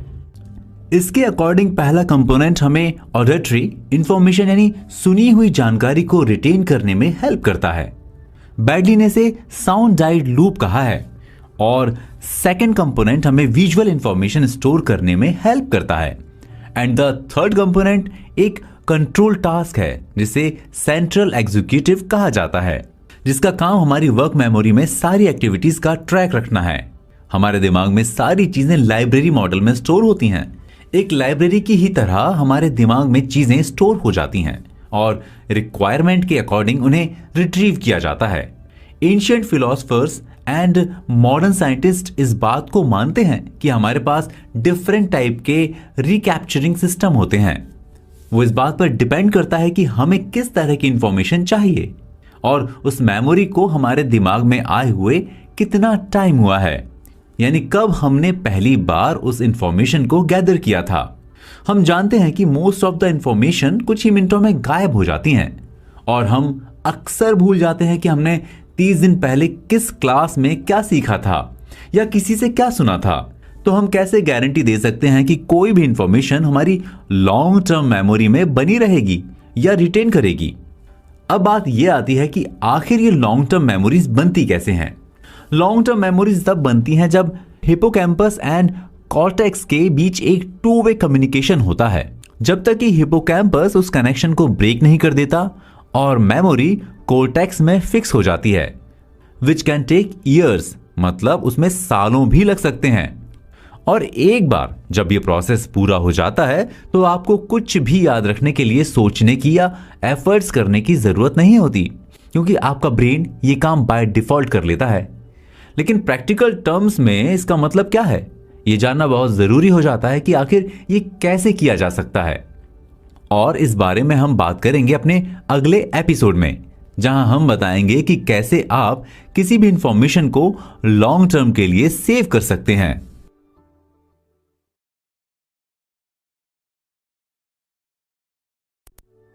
लॉन्ग टर्म मेमोरी, चीजों को दोहराते रहें पार्ट 2। हेलो दोस्तों, ब्रेन रूल सीरीज के इस एपिसोड में हम बात करेंगे लॉन्ग टर्म के बारे में। हमने पिछले एपिसोड में बात शुरू की थी ब्रेन रूल नंबर 6 की, जहां हमने बताया कि आखिर लॉन्ग टर्म मेमोरी क्या होती है और ये किस तरह से काम करती है। पिछले एपिसोड में हमने जाना था कि लॉन्ग टर्म मेमोरी किस तरह से बनती है और वर्किंग मेमोरी के 3 कंपोनेंट मॉडल के बारे में। इस एपिसोड में हम बात करेंगे कि प्रैक्टिकल टर्म्स में लॉन्ग टर्म मेमोरी किस तरह से काम करती है और साथ ही ये लॉन्ग टर्म मेमोरी के लिए इंफॉर्मेशन को सेव कैसे किया जा सकता है। बात करें अगर मेमोरी की, तो मेमोरी एक्चुअल इवेंट से रिलेटेड नहीं होती, ये एक्चुअली रीमैन्युफैक्चरेबल होती है, जो एक ऐसी स्टोरी बना लेती है जो रियलिटी से ज्यादा हाइपोथेटिकल होती है। इसीलिए विथ टाइम ब्रेन का रिट्रीवल सिस्टम एक ग्रेजुअल स्विच से गुजरता है और स्पेसिफिक और डिटेल्ड रिप्लिका से जनरल और एब्स्ट्रैक्ट रिकॉल में शिफ्ट कर जाता है। हमारा दिमाग हमें रियलिटी का केवल एक अप्रॉक्सीमेट व्यू देता है, क्योंकि वे पुरानी इंफॉर्मेशन या मेमोरीज को नई इंफॉर्मेशन एंड नॉलेज के साथ मिक्स कर देता है और फिर उन्हें एक साथ एक जगह पर कलेक्ट कर लेता है। बात करें अगर किसी भी इंफॉर्मेशन को लॉन्ग टर्म के लिए मेमोरी में सेव करने की, तो सबसे जरूरी और याद रखने वाली बात यह है कि यदि हमें कुछ याद रखना है तो हमें यह याद रखना चाहिए कि हमें उस इंफॉर्मेशन को लगातार टाइम टू टाइम रिवाइज या रिपीट करते रहना चाहिए। लॉन्ग टर्म मेमोरी को प्रैक्टिकली यूज करने की बात की जाए तो हम उसे एक एग्जाम्पल से समझ सकते हैं। सीधे शब्दों में कहें तो इसका मतलब है कि इन फ्यूचर स्कूलों में होमवर्क को पूरी तरह से खत्म कर देना चाहिए, इसके बजाय हॉलिडे रिव्यू शुरू करने पर ध्यान देना चाहिए। इन अदर वर्ड्स, अगर हम 3-4 दिन में हम अपनी क्लास का होमवर्क रिवाइज करते रहते हैं तो शायद हमें कभी भी अपने होमवर्क के लिए एफर्ट्स करने की जरूरत ही ना पड़े। इसके अलावा ऐसा क्या है जिसे करने से हम किसी इंफॉर्मेशन को लॉन्ग टर्म मेमोरी में सेव कर सकते हैं।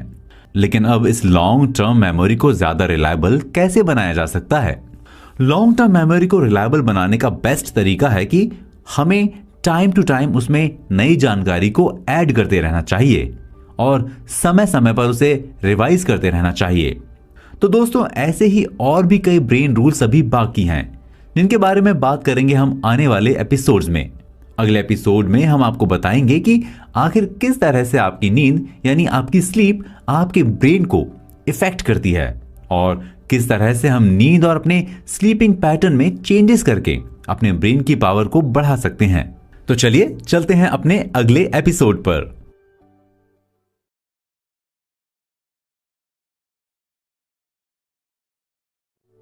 स्लीप, अच्छी नींद लें और अच्छा सोचें, पार्ट 1।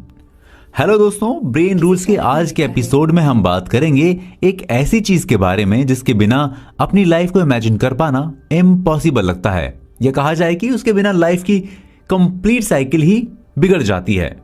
एक अमेजिंग कोजी समर आफ्टरनून हो या फिर सर्दियों की सुबह, नींद एक ऐसी चीज है जो शायद सभी को प्यारी लगती है, लेकिन हमारी आजकल की हेक्टिक लाइफस्टाइल के चलते सबसे ज्यादा अगर कोई चीज हैम्पर हो रही है तो वो है हमारी स्लीप।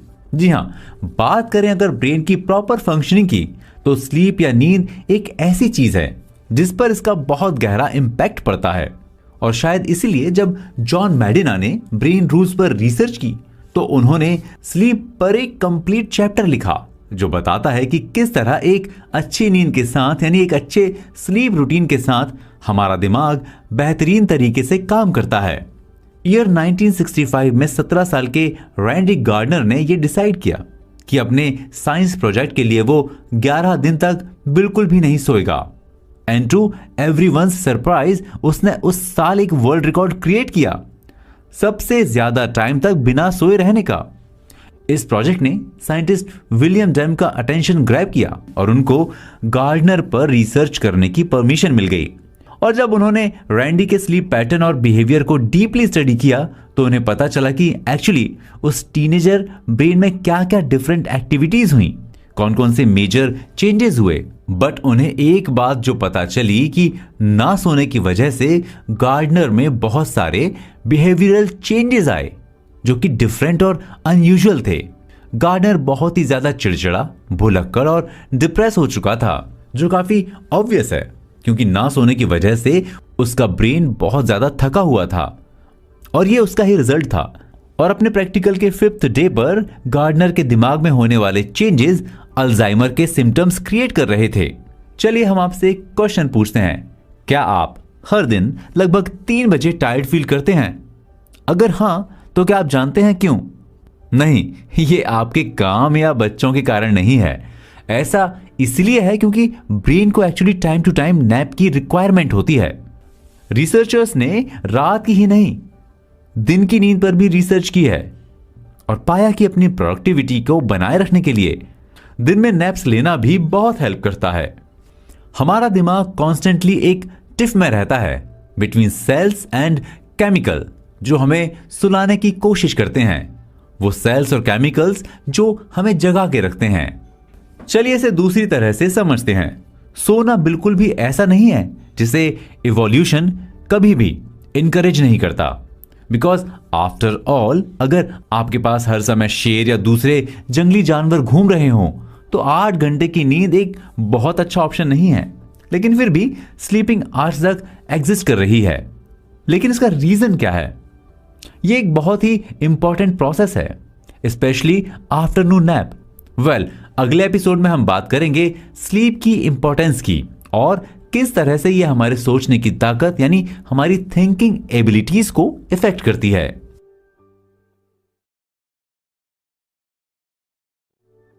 स्लीप, अच्छी नींद लें और अच्छा सोचें, part 2। Hello friends, brain rule series के एपिसोड में हम बात कर रहे हैं स्लीप की और हमारी थिंकिंग एबिलिटीज की। आई एम श्योर आपने सुना होगा कि नींद की कमी से attention, executive function, working memory, mood, quantitative skills, logical reasoning and even motor dexterity भी अफेक्ट होती है। अगर प्रोडक्टिविटी और रिजल्ट्स की बात की जाए तो देर तक जागते रहना, देर से उठना या अच्छी नींद नहीं लेना कोई अच्छी बात नहीं है और ना ही ये इन ट्रेंड है। एक रिसर्च के अकॉर्डिंग जब हम सो रहे होते हैं तब हमारे ब्रेन के न्यूरॉन्स एक विगोरस रिदमेटिक एक्टिविटी शो करते हैं। मे बी वो उस दिन की गई सारी एक्टिविटीज को प्रोसेस कर रहे होते हैं। आज के टाइम में अपनी बॉडी और माइंड को इन सिंक रखने के लिए यह जरूरी है कि हम एक प्रॉपर स्लीप लें। एक अच्छे स्लीप पैटर्न को फॉलो करने से हम अपनी ब्रेन एक्टिविटीज को इनलाइन कर पाते हैं और ऐसा करने के लिए we just have to make sure कि हम जो भी कर सकते हैं एक अच्छी नींद के लिए वो हमें करना चाहिए। बहुत से ऐसे स्लीप ऐप भी हैं जिनका यूज हमें देखने या मॉनिटर करने के लिए कर सकते हैं कि आखिर हम कितनी अच्छी तरह से सो रहे हैं। साथ ही ये ऐप लॉग रैम स्लीप, गहरी नींद और हल्की नींद, और आपको एक स्कोर दे सकता है जो ये दिखाता है कि नेक्स्ट डे आपका मेंटल लेवल क्या होगा, मतलब आपका दिमाग कितना एक्टिव होगा। किस इंसान को कितनी नींद की जरूरत है या उन्हें कब किस समय नींद आती है ये पर्सन टू पर्सन वेरी करता है, लेकिन आफ्टरनून नैप अपने आप में एक यूनिवर्सल बायोलॉजिकल ड्राइव है जिसकी अर्ज हम सभी को होती है। Don't you believe us? एक रिसर्च की माने तो 26 मिनट की एक झपकी ने नासा के पायलट्स की परफॉर्मेंस में 34% तक इंप्रूवमेंट शो की है।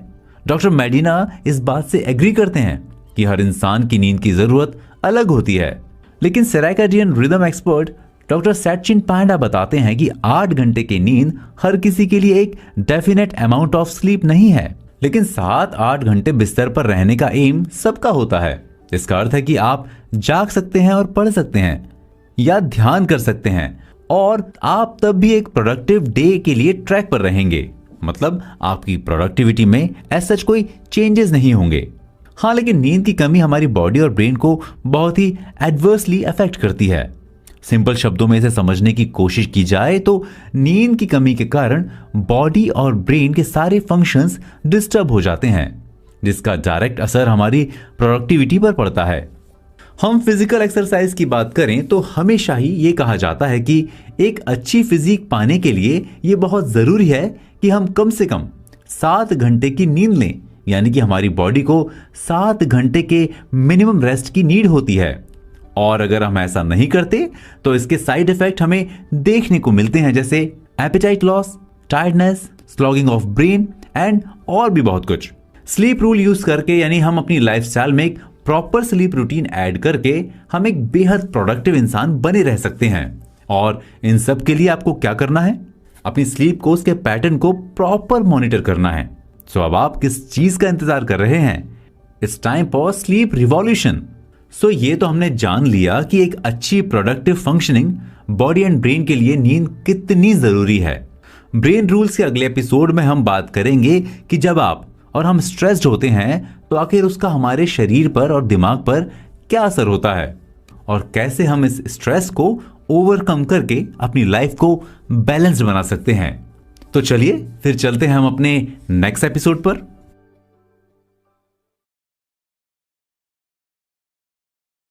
स्ट्रेस हमारे दिमाग के लिए बहुत बुरा है, पार्ट 1। हम अगर हमारी लाइफस्टाइल की बात करें तो मोस्टली लोगों की जिंदगी आजकल पूरे वीक काम करने और वीकेंड के इंतजार में जाती है, और इसी के साथ हमारे ऊपर बिल्ड होता है स्ट्रेस। आखिर ये स्ट्रेस होता क्या है? ब्रेन रूल्स के इस एपिसोड में हम बात करेंगे स्ट्रेस की, और किस तरह से हमारा ब्रेन अगर स्ट्रेस्ड होता है तो उसे सीखने में दिक्कत होती है।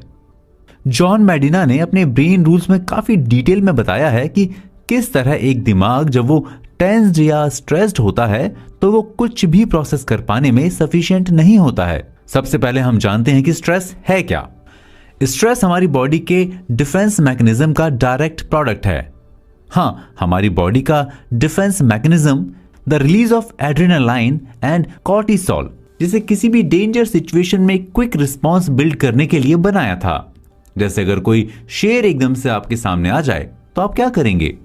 इन अ नटशेल अगर बात की जाए कि जब भी कोई लड़ाई या भागने की सिचुएशन आती है तो हमारी बॉडी उन सभी मैकेनिज्म को बंद कर देती है जो कि क्विक या इमीडिएट रिस्पॉन्स के लिए रिक्वायर्ड नहीं होते, और उन सभी को स्विच ऑन कर देती है जिनकी रिक्वायरमेंट होती है फॉर इमीडिएट सर्वाइवल।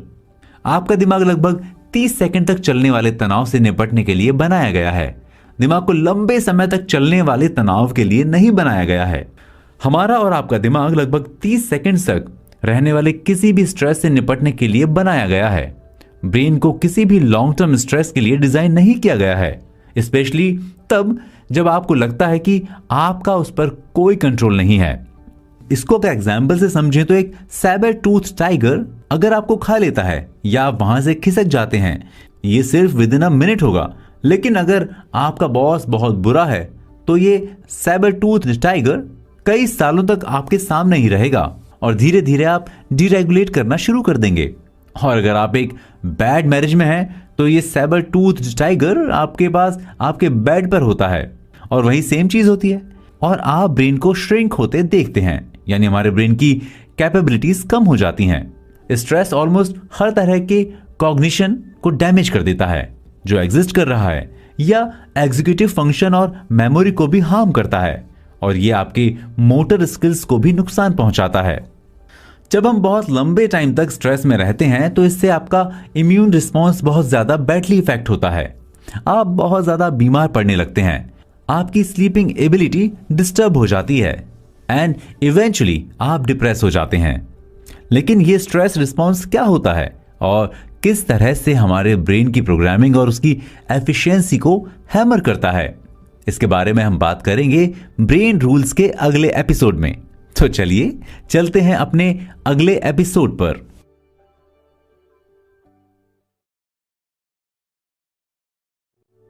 स्ट्रेस हमारे दिमाग के लिए बहुत बुरा है, part 2। Hello friends, brain rules के पिछले एपिसोड में हमने जाना कि आखिर स्ट्रेस होता क्या है और ये किस तरह हमारे ब्रेन को अफेक्ट करता है। और हम इस एपिसोड में उसी बात को आगे बढ़ाते हुए बताएंगे कि आखिर स्ट्रेस रिस्पॉन्स क्या होता है और ये कितनी तरह का होता है, और साथ ही अगर आपको स्ट्रेस फ्री होना है तो उसके लिए आपको क्या करना चाहिए। हम जानते हैं कि 3 लेवल के स्ट्रेस रिस्पॉन्स होते हैं। पहला, पॉजिटिव स्ट्रेस रिस्पॉन्स। क्या होता है जब हमें भीड़ के सामने बोलने, खेलने और एग्जाम्स देने या नौकरी के लिए इंटरव्यू से पहले एक अजीब सी नर्वस एनर्जी फील होती है। हमें फील होता है कि इंक्रीज इन हार्ट रेट या स्ट्रेस हार्मोन लेवल्स में माइल्ड एलिवेशन यानी थोड़ा सा रश। दूसरा होता है tolerable stress. Tolerable stress response ये एक सीरियस टेम्परेरी स्ट्रेस रिस्पॉन्स है जो कि सपोर्टिव रिलेशनशिप से बफर होते हैं। इस तरह के स्ट्रेस के लिए आपके पास सपोर्ट सिस्टम का होना बहुत जरूरी है। तीसरा and the last stress response है टॉक्सिक स्ट्रेस रिस्पॉन्स। जब हमारे पास बहुत लंबे टाइम तक कोई भी स्ट्रॉन्ग या प्रोटेक्टिव रिलेशनशिप नहीं होती तब स्ट्रेस रिस्पॉन्स सिस्टम बहुत ज्यादा प्रोएक्टिव बने रहते हैं। ये एक ऐसा स्ट्रेस है जिसको लेकर एजुकेटर बहुत ज्यादा परेशान रहते हैं, क्योंकि इस तरह का जो स्ट्रेस होता है वो सबसे ज्यादा डैमेज करता है, ना सिर्फ एजुकेटर्स को बल्कि स्टूडेंट्स को भी। आपके पास एक ही दिमाग है, घर पर जो दिमाग है वही दिमाग आपके वर्क प्लेस पर या स्कूल में आपके पास होता है। घर पर आप जिस स्ट्रेस को फील कर रहे होते हैं वही सेम स्ट्रेस पर आपके वर्क प्लेस पर आपके परफॉर्मेंस को अफेक्ट करेगा एंड वाइस वर्सा। यानी अगर आप अपने काम को लेकर स्ट्रेस्ड हैं तो उसका इम्पैक्ट आपकी पर्सनल लाइफ पर भी पड़ेगा। आपके घर पर भी आपकी इमोशनल स्टेबिलिटी कैसी है, इससे आपकी एकेडमिक सक्सेस या फेलियर को मेजर किया जा सकता है। क्रॉनिक स्ट्रेस यानी कि अगर किसी पुराने तनाव की बात की जाए तो इसमें एड्रेनलिन हमारे ब्लड वेसल्स में ऐसे स्कार क्रिएट कर देता है जिससे हार्ट अटैक या स्ट्रोक का खतरा बढ़ जाता है। कॉर्टिसोल हिपोकैम्पस के सेल्स को डैमेज कर देता है जिससे हमारी कुछ भी नया सीखने या याद रखने की एबिलिटी वीक या खत्म हो जाती है। इंडिविजुअली अगर बात की जाए तो सबसे खराब तरीका का स्ट्रेस वो होता है जहां आपको ये पता होता या लगता है कि किसी भी प्रॉब्लम पर आपका कोई कंट्रोल नहीं है या आपके पास उसका कोई भी सॉल्यूशन नहीं है। उस सिचुएशन में आप बहुत ज्यादा हेल्पलेस फील करते हैं। बात की जाए इमोशनल स्ट्रेस की तो ये एक ऐसा स्ट्रेस है जिसका सोसाइटी पर या लोगों पर सबसे ज्यादा और गहरा इम्पैक्ट पड़ता है। बच्चों के स्कूल में उनकी परफॉर्मेंस या किसी भी इंसान के वर्क प्लेस पर उसकी प्रोडक्टिविटी, इन सभी पर इसका इम्पैक्ट काफी हार्मफुल होता है। बात की जाए अगर सोल्यूशन की कि किस तरह से स्ट्रेस को ओवरकम किया जा सकता है या किस तरह से इस स्ट्रेस से बचा जा सकता है या अपने ब्रेन की एबिलिटी को इससे इफेक्ट होने से बचा सकते हैं, तो हमें यह जानना जरूरी है कि ऐसा तभी हो सकता है जब आप एक स्ट्रेस फ्री एनवायरनमेंट क्रिएट करें। इसलिए हमें वास्तव में यह इंश्योर करने की जरूरत है कि हमारे पास पॉजिटिव और टॉलरेबल स्ट्रेस से निपटने में मदद करने के लिए स्ट्रेस रिडक्शन स्ट्रेटेजीज हैं। और अगर हमारे जीवन में टॉक्सिक स्ट्रेस है तो हमारे पास कोई प्लान है जिससे हम इससे बाहर निकल सकते हैं। तो इवेंचुअली हमें यह जानने की बहुत ज़रूरत है कि अगर हम अपने स्ट्रेस पर कंट्रोल नहीं रखेंगे तो डेफिनेटली ये हमारे ऊपर अपना कंट्रोल कर लेगा। सो अगर हमें बेटर स्कूल और ऑफिसेस चाहिए तो हमें क्या करना है? Make them as stress free as possible. बात करें अगर दिमाग के ऊपर कंट्रोल की, तो कौन नहीं चाहता कि उनके सारे सेंसेस एक साथ एक टाइम पर स्टिम्युलेट हो सकें। और अगर हम कहें कि आप वाकई ऐसा कर सकते हैं तो ब्रेन रूल सीरीज के नेक्स्ट एपिसोड में हम आपको बताएंगे कि आप ये कैसे कर सकते हैं।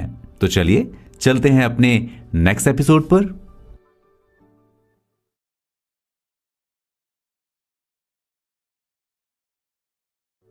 एक साथ एक से ज्यादा सेंसेस को इंटीग्रेट करना चाहिए, पार्ट 1।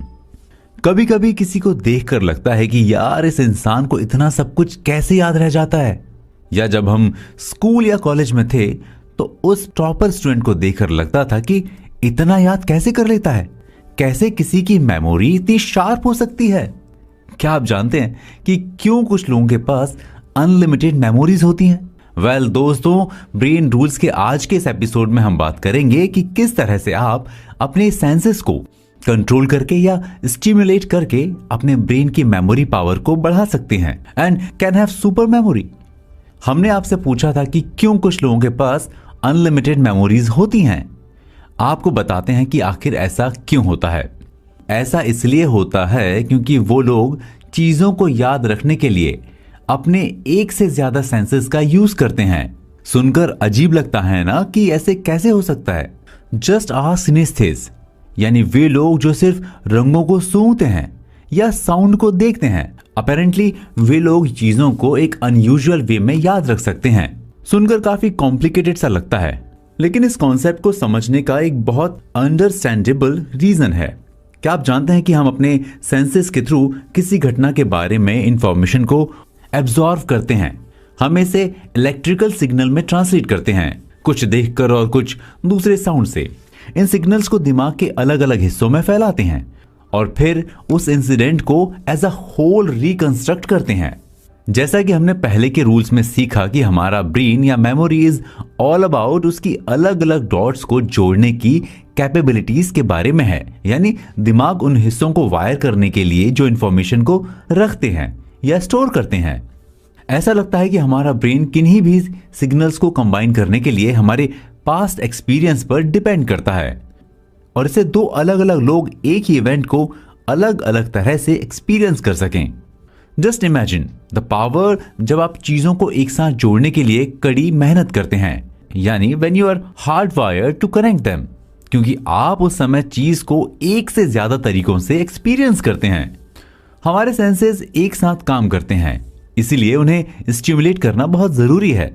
हमारा सिर या हमारा दिमाग क्रैकल करने लगता है दुनिया के परसेप्शन से, sight, sound, taste, smell, touch, सभी से, और ये इतना एनर्जेटिक होता है जैसे एक फ्रैट पार्टी। कई साल पहले साइंटिस्ट्स fMRI तकनीक से ब्रेन को पीयर किया एंड उन्होंने अपने सब्जेक्ट्स पर एक स्टडी की जिसमें उन्होंने उससे पहले एक बोलने का वीडियो दिखाया, लेकिन उसमें आवाज बंद थी। उन्होंने जब ब्रेन को मॉनिटर किया तो उसने पाया कि ऑडिटरी कॉर्टेक्स यानी ब्रेन का साउंड को प्रोसेस करने वाला एरिया स्टिमुलेट कर रहा था, जैसे कि वो साउंड को सुन रहा हो। लेकिन जब उसी सब्जेक्ट को एक ऐसे वीडियो दिखाया गया जिसमें सिर्फ फेशियल एक्सप्रेशन थे और कोई लिप मूवमेंट नहीं था, तो ऑडिटरी कॉर्टेक्स बिल्कुल शांत था।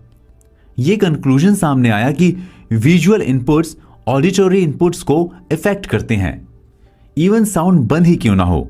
हमारे सेंस एक साथ काम करने के लिए इवॉल्व हुए हैं। फॉर एग्जाम्पल, हमारा विजन हियरिंग को इन्फ्लुएंस करता है, विच मीन्स अगर हम हमारे सारे सेंसेस को एक साथ स्टिम्युलेट करते हैं तो हम किसी भी चीज को बेस्ट तरीके से और लॉन्ग टर्म के लिए सीख सकते हैं। सो हम कुछ भी नया सीखने के लिए आखिर इसका यूज क्यों नहीं कर पाते हैं? अगर हम ऐसा करते हैं और हमारे सारे सेंसेस को एक साथ स्टिमुलेट करने में सक्सेसफुल हो जाते हैं तो हमारे लिए कुछ भी सीखना या उसे याद रखना मुश्किल नहीं होगा। In fact it will be a cake walk, यानी ये बहुत आसान होगा। इस सीरीज के अगले एपिसोड में हम बात करेंगे कि किस तरह स्मेल हमारे सेंसेस को स्टिमुलेट करती है और हमारे ब्रेन को किसी भी चीज को याद करने में बेटर हेल्प करती है। तो चलिए चलते हैं अपने अगले चैप्टर की तरफ।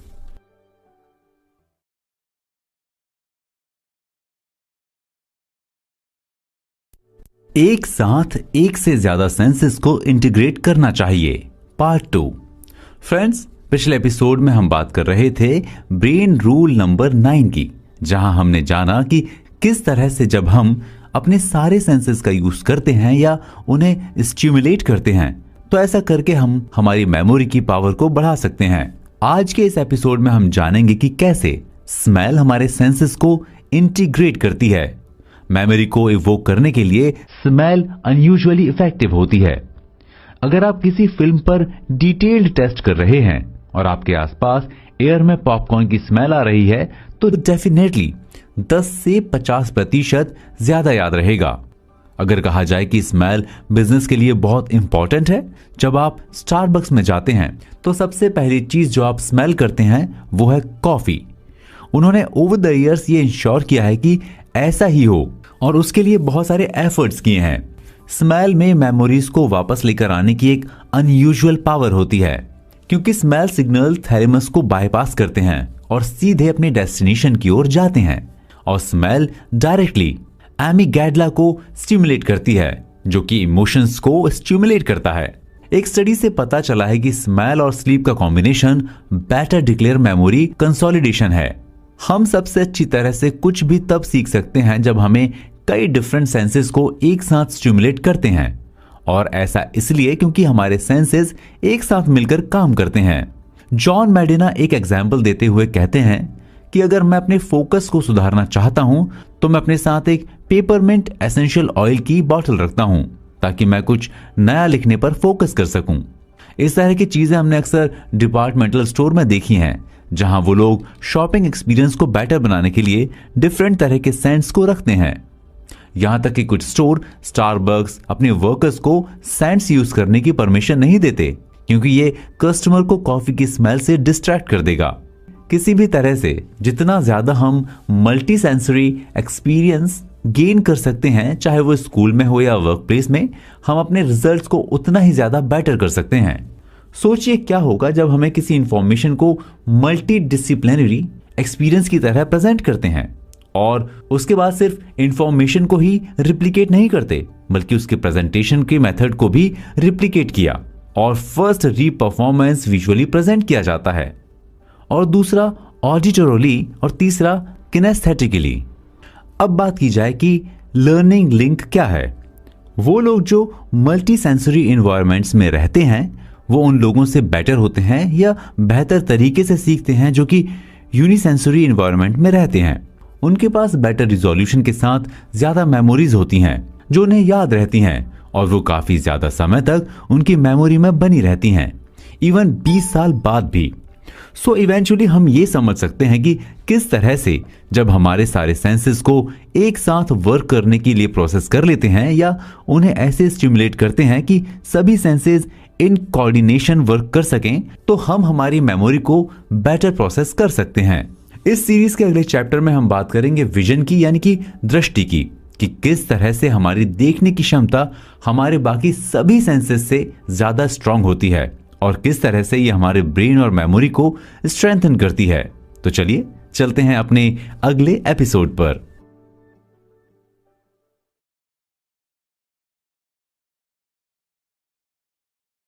सेंसेस में सबसे स्ट्रांग है। वो कहावत तो आपने सुनी ही होगी ना, हम अपनी आंखों से नहीं देखते, हम अपने दिमाग से देखते हैं। जी हाँ, दिमाग से देखने का मतलब है कि हम जो भी चीज देखते हैं हमारा ब्रेन उसे पहले एनालिसिस करता है और फिर उसे एक इंफॉर्मेशन की तरह उसे रजिस्टर कर लेता है। जी हाँ, जब हम बात करते हैं मेमोरी की तो हमारा दिमाग उन चीजों को बहुत अच्छे से रजिस्टर करता है जिनके साथ कोई इमेज जुड़ी हुई होती है।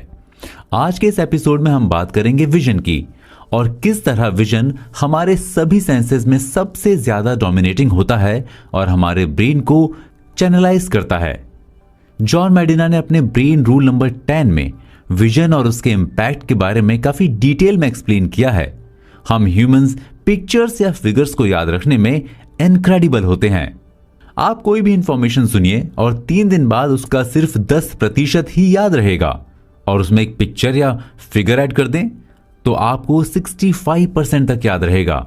इनफैक्ट पिक्चर्स का इम्पैक्ट टेक्स्ट से भी ज्यादा होता है क्योंकि पढ़ना हमारे लिए इनसफिशिएंट होता है। हमारा दिमाग टेक्स्ट या वर्ड को भी छोटे छोटे पिक्चर्स की तरह ही देखता है और उन्हें पढ़ने के लिए उन वर्ड्स में कुछ स्पेशल कैरेक्टर्स ढूंढने पड़ते हैं, लेकिन उसमें काफी समय लगता है। लेकिन क्या कारण है कि विजन इतना इंपॉर्टेंट है? मतलब why is vision such a big deal to us? शायद ऐसा इसलिए क्योंकि हम ऐसी ही चीजों को हमेशा एप्रीहेंड करते हैं जैसे food supplies, major threats and reproductive opportunity. Leonardo da Vinci इस बात को इंट्यूटिवली जानते थे। साइंस ने इस बात को प्रूव कर दिया कि विजन हमारा सबसे इफेक्टिव एंड डोमिनेंट सेंस है जो कि हमारे ब्रेन के मोर देन हाफ रिसोर्स को एक्वायर कर लेता है। हम केवल वही देखते हैं जो हमारा दिमाग हमसे देखने को कहता है और वो भी 100% एक्यूरेट नहीं होती। इनफैक्ट इससे यह साफ पता चलता है कि क्यों लोगों को विजन्स या भूत दिखाई देते हैं। सीधे शब्दों में कहें तो उनकी आंखें वही देख रही हैं जो उनका दिमाग उन्हें देखने के लिए कहता है। हालांकि रियलिटी में ऐसा कुछ भी नहीं है। विजन एक बहुत इंपॉर्टेंट कंपोनेंट है। जैसा कि विटगेन्स्टाइन ने आर्गुमेंट दिया है, यह पॉसिबल है कि जब तक आप किसी भी चीज को इमेजेस या पिक्चर्स में कन्वर्ट नहीं करते तब तक आप उन्हें पूरी तरह से नहीं समझ सकते। हम जो विजुअल एनालिसिस करते हैं उसमें कई स्टेप्स होते हैं। रेटिना फोटॉन्स को इंफॉर्मेशन छोटी छोटी मूवी लाइक स्ट्रीमिंग में असेंबल कर देता है। विजुअल कॉर्टेक्स इन स्ट्रीम्स को प्रोसेस कर देता है। कुछ एरिया मोशन रजिस्टर करते हैं और कुछ कलर्स को रजिस्टर करते हैं, एटसेट्रा। और फाइनली हम वो सारी इंफॉर्मेशन को एक साथ गैदर करते हैं सो दैट हम उसे देख सकें। इंफॉर्मेशन आंख में रेटिना से टकराती है और depending on the wavelength of light और द कलर जो कि हमारा विजुअल ब्रेन सेंटर देखता है। न्यूरोलॉजिस्ट रिचर्ड रिस्टर्क सजेस्ट करते हैं कि यदि आप अपनी विजन के लिए अपने नेचुरल नेटवर्क को स्ट्रांग बनाना चाहते हैं तो बोनसाई पेड़ जैसी चीजों के सभी एलिमेंट्स और फेजेस को कीनली मॉनिटर करें क्योंकि वहां पर आंखों को देखने के लिए बहुत कुछ है। यही कारण है कि आप एनालॉजीज का यूज करते हैं और बीथोवन्स फिफ्थ की बिगिनिंग को कॉम्प्रिहेंड करते हैं by saying that it's destiny knocking on the door. मेडिना ने कंक्लूड किया है कि हम पिक्चर्स के माध्यम से सबसे अच्छा सीखते हैं और याद करते हैं, लिखे या बोले गए शब्दों के माध्यम से नहीं। इस सीरीज के नेक्स्ट एपिसोड में हम बात करेंगे कि किस तरह से एक मेल और फीमेल ब्रेन एक दूसरे से अलग होता है और किस तरह उनकी प्रोसेसिंग एंड वर्किंग भी डिफरेंट होती है। तो चलिए चलते हैं अपने नेक्स्ट चैप्टर पर।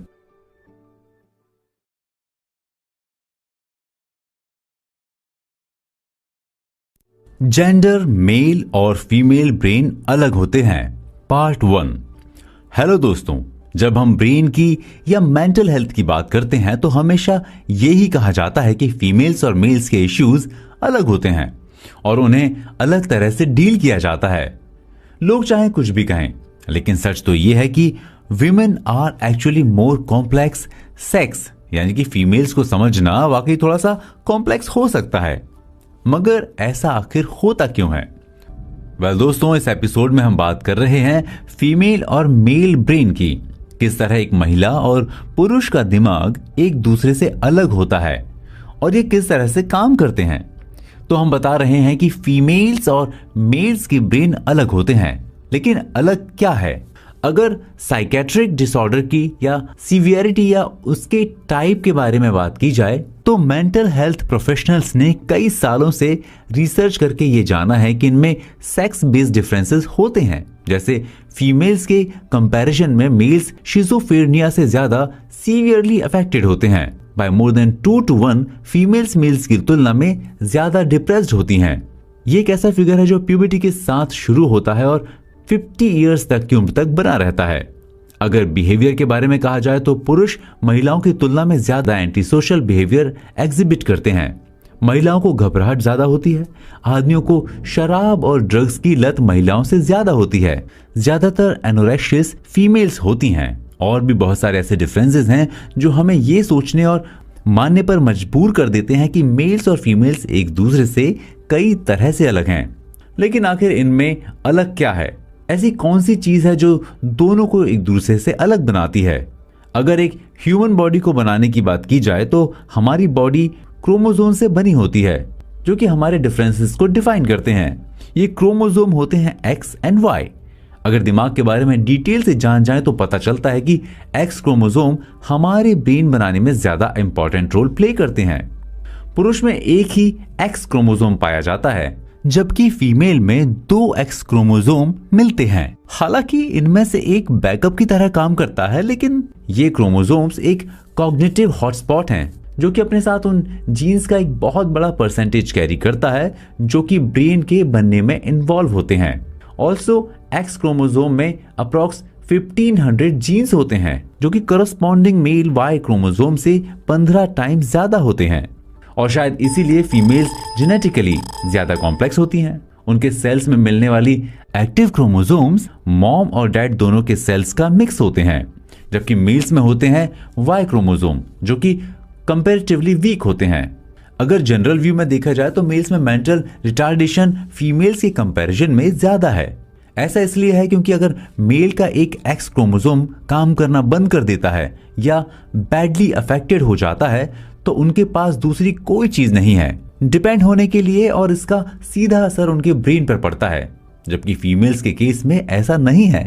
उनके पास हमेशा एक ही एक्स क्रोमोसोम है, बैकअप की तरह, जिसका यूज उनकी बॉडी कर लेती है। और शायद यही वजह है कि मेल और फीमेल स्ट्रेस के साथ अलग अलग तरह से डील करते हैं। इसलिए महिलाओं को पुरुषों से ज्यादा इमोशनली स्टेबल माना जाता है। ये तो हमने बात की आखिर मेल और फीमेल ब्रेन एक दूसरे से क्यों अलग होते हैं या उनकी वर्किंग एंड प्रोग्रामिंग में कौन सा डिफरेंसेस होते हैं। जॉन मेडिना ने ब्रेन रूल 11 में हमें बताया कि मेल और फीमेल का अंतर सिर्फ फिजिकली नहीं है, बल्कि मेंटली और बायोकेमिकली भी मेल और फीमेल एक दूसरे से बहुत अलग हैं।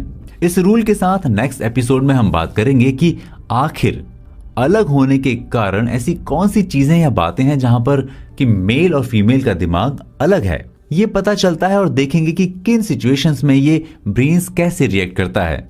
तो चलिए आगे बढ़ते हैं और चलते हैं अपने नेक्स्ट एपिसोड में।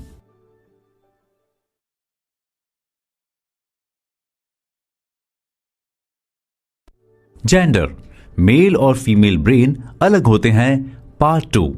फ्रेंड्स, ब्रेन रूल सीरीज के इन एपिसोड्स में हम बात कर रहे हैं एक ऑलवेज डिबेटेबल टॉपिक के बारे में। आखिर फिजिकल के अलावा मेल और फीमेल कैसे अलग हैं, और स्पेशली कैसे अलग हैं उनके ब्रेन्स। पिछले एपिसोड में हमने जाना कि एक मेल और फीमेल ब्रेन किस तरह से बनते हैं और ये बायोकेमिकली डिफरेंट होते हैं। आज के एपिसोड में हम बात करेंगे आखिर ये दो अलग अलग ब्रेन अपनी प्रोसेसिंग एंड वर्किंग में कैसे अलग होते हैं और किस तरह से ये डिफरेंट सिचुएशंस में रिएक्ट या रिसिप्रोकेट करते हैं। मेल और फीमेल के दिमाग किसी भी तरह से एक एक्यूट स्ट्रेस को बहुत अलग अलग तरह से हैंडल करते हैं। जब रिसर्चर लैरी ने दोनों को एक स्लैशर फिल्म्स दिखाई तो मेल्स ने ब्रेन के राइट हेमिस्फीयर के एमिगडेल को फायर किया, जो कि किसी भी इवेंट की जिस्ट को समझने के लिए रिस्पॉन्सिबल होता है, और उनका लेफ्ट हेमिस्फीयर कंपैरेटिवली साइलेंट था। जबकि फीमेल्स ने अपने लेफ्ट हेमिस्फीयर के एमिगडेल को ट्रिगर किया, जो कि डिटेल्स के लिए रिस्पॉन्सिबल होता है। ऐसे में अगर हमारे पास एक ऐसी टीम है जिसमें दोनों तरह के लोग हैं, यानी कि वो जो जिस्ट को समझते हैं और वो जो डिटेल्स पर फोकस करते हैं, तो हम आसानी से वर्ल्ड को जीत सकते हैं। एक दूसरा बड़ा डिफरेंस जो हमें मेल और फीमेल के काम करने के तरीके या चीजों को डील करने के बारे में पता चलता है, वो ये है कि मेल्स ज्यादा कॉम्पिटिटिव होते हैं जबकि फीमेल्स ज्यादा सपोर्टिव होती हैं। कई बार हम लड़कों को भी काफी सपोर्टिव रोल में देखते हैं, लेकिन वो भी अपनी कॉम्पिटिटिव स्पिरिट के चलते वो कंपटीशन में अपनी फेवरेट फिजिकल एक्टिविटी को डिप्लॉय कर देते हैं। पुरुष और महिलाएं इमोशंस को अलग अलग तरह से प्रोसेस करते हैं। इमोशंस काफी यूजफुल होते हैं। ये ब्रेन को किसी भी चीज पर अटेंशन पाने में हेल्प करते हैं। ये डिफरेंसेस नेचर और नर्चर के बीच का कॉम्प्लेक्स इंटरेक्शन का बाय प्रोडक्ट होते हैं। फीमेल्स इमोशनल डिटेल्स को आसानी से याद कर लेती हैं और ऐसा इसलिए नहीं कि वो बहुत इमोशनल होती हैं, बल्कि इसलिए क्योंकि वो किसी भी इमोशनल लैंडस्केप को ज्यादा डेटा पॉइंट्स के साथ परसीव करती हैं या देखती हैं, या ये कहा जाए कि वो चीजों को एक बहुत बड़े रिजोल्यूशन के साथ देखती हैं। दूसरे शब्दों में पुरुषों और महिलाओं के दिमाग के स्ट्रक्चर और बायोकेमिकली दोनों रूप से एक दूसरे से काफी अलग होते हैं। और इससे हमें यह भी पता चलता है कि दोनों मेल और फीमेल किसी भी तरह की स्ट्रेस सिचुएशन में किस तरह से रिएक्ट करते हैं। अक्सर हम ये देखते हैं कि मेल्स एक ज्यादा स्टेबल सेक्स है। हम नहीं जानते कि ये डिफरेंसेस कितने पास्ट में जनरेट होते हैं या सेरोटोनिन प्रोडक्शन की स्पीड पर डिपेंड करते हैं। साथ ही हम नहीं जानते कि हमें इन डिबेट्स को बढ़ावा देना चाहिए या उन्हें बैलेंस करना चाहिए, और अगर बैलेंस करना भी चाहिए तो आखिर किस तरह करना चाहिए। तो अगर कोई भी इंसान ये कहता है कि उसे पता है कि वो जानता है या वो किसी भी एक पर्टिकुलर थॉट को एडवोकेट कर रहा है, तो वो बिल्कुल झूठ बोल रहा है, क्योंकि अभी तक साइंस या रिसर्च ने अभी इस बात पर कोई भी फाइनल वर्डिक्ट नहीं दिया है। सुनाओ, हम बहुत अच्छी तरह से जानते हैं कि किस तरह से मेल और फीमेल्स के ब्रेन एक दूसरे से अलग हैं और किस तरह से अलग हैं उनकी वर्किंग और उनके थॉट प्रोसेस, उनके किसी भी सिचुएशन या स्ट्रेस को डील करने की कैपेबिलिटीज। अब तक इन 11 रूल्स में हमें एक ह्यूमन ब्रेन को, उसकी कैपेबिलिटीज को बहुत अच्छे से जाना और यह भी सीखा कि किस तरह से हम चीजों को मॉनिटर करके अपने ब्रेन को और ज्यादा पावरफुल बना सकते हैं। इस सीरीज के लास्ट पार्ट्स में हम बात करेंगे आखिरी रूल यानी रूल नंबर 12 की, जिसमें जॉन मैडिना ने बताया है कि हम ह्यूमंस एक बहुत नेचुरल एक्सप्लोरर हैं और ये हमें कितना ज्यादा पावरफुल बनाता है उन सभी दूसरे स्पीशीज के मुकाबले जो हमारे साथ इस प्लेनेट में को एग्जिस्ट करती हैं। तो चलिए चलते हैं अपने अगले एपिसोड पर।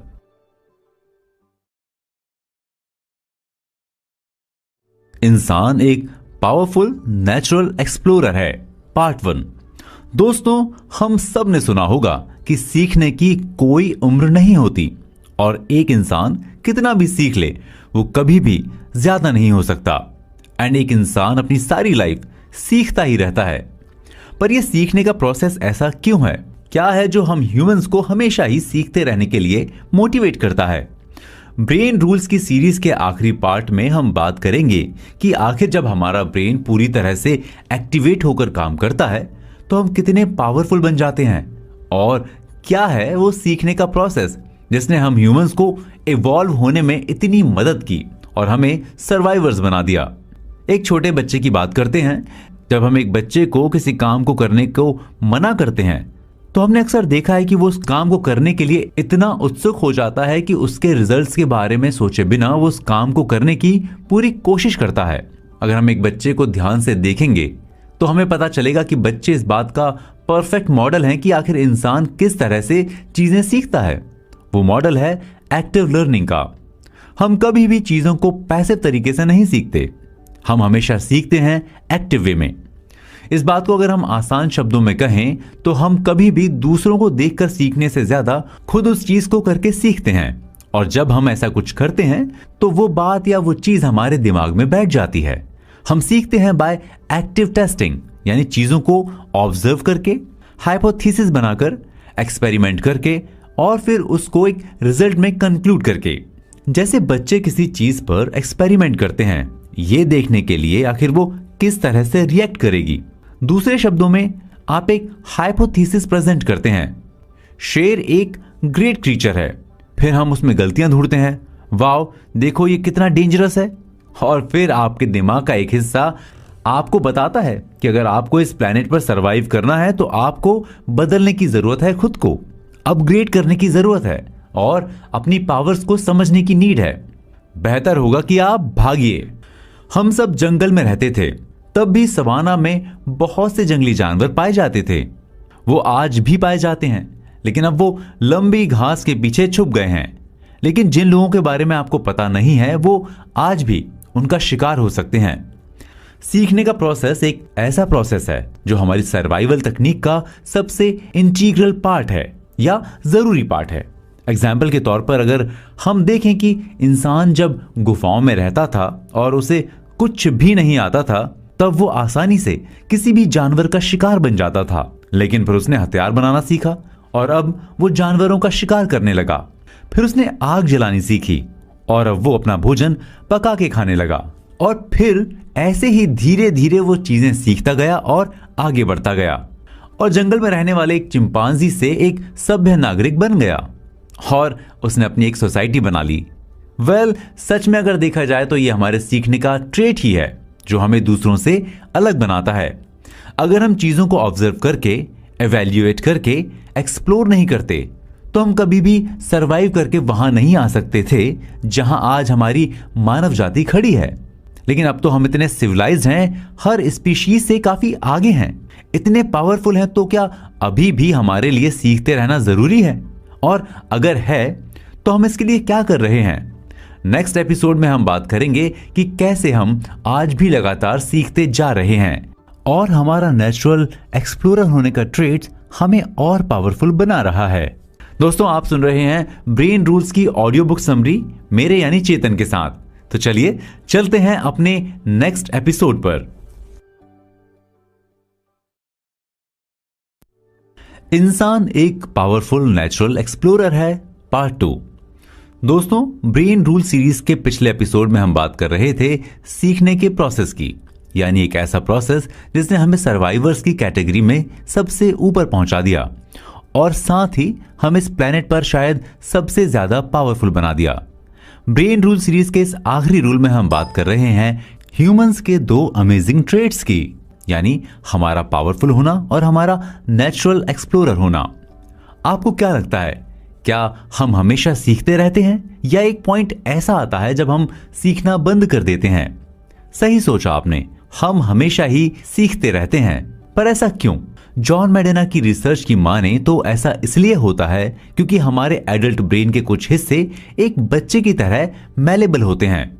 हम किसी भी चीज को देखकर या एक्सपीरियंस करके उसे पहचान सकते हैं और उसके बिहेवियर को इमिटेट कर सकते हैं, क्योंकि मिरर न्यूरॉन्स हमारे ब्रेन के हर कोने में फैले हुए हैं। हाँ, इसका मतलब वही है जो आप सोच रहे हैं कि आप न्यूरॉन्स बना सकते हैं और इसके साथ सारी जिंदगी आप सीखते रह सकते हैं, जैसे कि आप अभी कर रहे हैं जब आप ये ऑडियो बुक समरी सुन रहे हैं। पर हम ये कैसे करते रह सकते हैं? ऐसा किया जा सकता है पावर ऑफ एक्सप्लोरेशन से। आप भले ही किसी क्लासरूम में हो या किसी ऑफिस के एक क्यूबिकल में, किसी भी चीज को एक्सप्लोर करने का हमारा डिजायर कभी भी खत्म नहीं होता। गूगल ने एक्सप्लोरेशन की इस पावर को काफी सीरियसली लिया है और वो अपने एम्प्लॉयज को एक्चुअली एक्सप्लोरेशन के लिए टाइम भी देता है। इस टाइम को 20% टाइम कहा जाता है। इसमें एम्प्लॉयज को कुछ भी सोचने और अपने दिमाग को वेंडर करने देना होता है। जीमेल और गूगल न्यूज ऐसे ही 20% टाइम के बाय प्रोडक्ट हैं। दुनिया के one of the leading neuroscience researchers Mark Robert Weldman इस टाइम को माइंड वेंडरिंग कहते हैं और साथ ही वो ये भी बताते हैं कि एक्चुअली ये एक क्रिएटिव प्रोसेस के लिए कितना इंपॉर्टेंट होता है। जब आप अपने दिमाग को वेंडर करने देने में एबल होते हैं तो आपको आपकी इनसाइट के फ्लैशेस दिखाई देते हैं और इन फ्लैशेस को आपको लिख लेना चाहिए। और जब आप और ज्यादा फोकस स्टेट में हो तब आपको इन फ्लैशेस को इन्वेस्टिगेट और एक्सप्लोर करना चाहिए। ऐसा करने से आपको बहुत सारे नए और क्रिएटिव आइडियाज मिलते हैं जिनका एग्जीक्यूशन आप अपने बेटरमेंट के लिए कर सकते हैं। सीखने का प्रोसेस, जैसे कि पहले बताया, हमें और पावरफुल बनाता है। हमारे सर्वाइवल के लिए सबसे ज्यादा रिस्पॉन्सिबल फैक्टर होता है। एक पुरानी चाइनीज कहावत है कि मुझे मछली पकड़ाओ तो मैं उसे एक दिन ही खाऊंगा, लेकिन यदि तुम मुझे मछली पकड़ना और बनाना सिखा देते हो तो मैं सारी जिंदगी उसके सहारे खाते रह सकता हूं। बंदरों को देखिए, वो क्या करते हैं। बंदर आपको देखते हैं और उसी की नकल करते हैं, लेकिन क्या वो इंसानों जैसे बन जाते हैं? नहीं।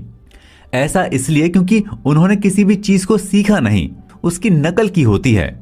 जब हम किसी चीज को अनुभव करके सीखते हैं तो वो हमारे जीवन का एक इंसेपरेबल पार्ट बन जाता है, मतलब अटूट हिस्सा। पर उसका रिवीजन करते रहना जरूरी है। एक और एग्जाम्पल से समझते हैं। अगर आप किसी बच्चे को एक किताब पकड़ा देते हो और उसे क्लासरूम में बिठाकर उसे किसी भी काम को करने का तरीका समझा देते हो तो क्या वो काम करना सीख जाएगा? नहीं, बिल्कुल भी नहीं। शायद इसलिए अब हम हमारी एजुकेशन तरीकों को ज्यादा एक्सपेरिमेंटल बनाने में लगे हैं, ताकि बच्चा सिर्फ थ्योरी ही नहीं पढ़े बल्कि किसी भी चीज को अनुभव करके उससे सीखे। जॉन मेडिना के इस रूल से ये बात तो साफ हो जाती है कि हमारा एक्सप्लोरेशन का नेचर या ट्रेड वो चीज है जो हमें पावरफुल बनाता है और हमारे सर्वाइवल के लिए जिम्मेदार है। इस सीरीज के लास्ट एपिसोड में हम बात करेंगे जॉन के इन सभी 12 नियमों के बारे में और जानेंगे कि आखिर हमने क्या क्या सीखा। चलिए तो चलते हैं अपने लास्ट एपिसोड पर। निष्कर्ष, ब्रेन रूल्स को जानें और अप्लाई करें। हमारी बॉडी में हमारा दिमाग एक बहुत ही अमेजिंग ऑर्गन है। हालांकि वो बात और है कि बहुत सारे लोग इसकी कॉम्प्लेक्सिटी को नहीं समझ पाते। जॉन मेडिना की ये बुक ब्रेन रूल्स का बेस यही है। मेडिना की इस किताब के साथ पिछले सभी एपिसोड में हमने ये सीखा कि वो कौन से 12 रूल्स हैं जिनके बारे में जानकर और उन्हें अपनी जिंदगी में अप्लाई करके हम ब्रेन के काम करने के तरीके को अच्छे से समझ सकते हैं और इवन उसकी पावर को बढ़ा सकते हैं। हर रूल के लिए मेडिना ने एक ऐसी साइंस प्रेजेंट की है और सजेशन दिया है कि किस तरह ये रूल्स हमारे स्कूल और वर्क की डेली लाइफ में इजीली अप्लाई किए जा सकते हैं। आइए एक ओवरव्यू लेते हैं या संक्षेप में समझते हैं उन बातों को जो हमने इन सभी 12 रूल्स में सीखी। पहली, एक्सरसाइज। किस तरह एक्सरसाइज हमारे ब्रेन की पावर को बूस्ट करता है। मेडिना ने बताया कि ह्यूमन की इवोल्यूशन को देखते हुए यह जरूर कहा जा सकता है कि किसी भी इंफॉर्मेशन को प्रोसेस करने के लिए एनवायरनमेंट में मोशन कितना जरूरी है और कैसे अगर हमें प्रोडक्टिव रहना है तो हमें अपने काम पर जाना चाहिए और साथ ही अपने वर्क एनवायरनमेंट में भी मोशन को इंक्लूड करना चाहिए। जैसे कि अपनी डेस्क से हर घंटे में कुछ कुछ देर के लिए उठना हमारी प्रोडक्टिविटी को बढ़ाता है। Rule number 2, survival. इंसान का दिमाग भी इवॉल्व हुआ है। हमारा दिमाग एक सर्वाइवल ऑर्गन है जिसे किसी भी अनस्टेबल एनवायरनमेंट में सर्वाइव करने के लिए, आने वाले प्रॉब्लम्स को सॉल्व करने के लिए डिजाइन किया गया है। हालांकि हम इस प्लेनेट पर सबसे पावरफुल नहीं हैं, लेकिन हमारा ब्रेन सबसे ज्यादा डेवलप्ड ब्रेन है। हमें अपने ऑप्टिमम परफॉर्मेंस के लिए सेफ फील करना बहुत जरूरी है और इसीलिए हमें वर्क प्लेस पर फ्रेंड्स बनाने चाहिए ताकि हम वहां सेफ फील कर सकें। Rule number 3, wiring. हर ब्रेन अलग अलग तरह से वायर्ड या डिजाइंड है। हम अपनी लाइफ में फ्लेक्सिबल होने के लिए कड़ी मेहनत करते हैं, लेकिन हर इंसान का दिमाग अलग तरह से वायर्ड है और हर किसी के दिमाग के अलग अलग हिस्से अलग अलग रेट पर ग्रो करते हैं। हमें हमेशा ऐसी चीजें करनी चाहिए जो हमारे ब्रेन के डिफरेंट एरियाज को डेवलप करने में हेल्प करे। रूल नंबर 4 है अटेंशन, जिसमें हमने बात की कि हमारा दिमाग बोरिंग चीजों पर ध्यान नहीं देता। हम किस चीज पर ध्यान देंगे और किस पर नहीं, यह हमारे पिछले एक्सपीरियंसेस पे डिपेंड करता है। इमोशनल अराउजल हमारे ब्रेन को सीखने में हेल्प करता है।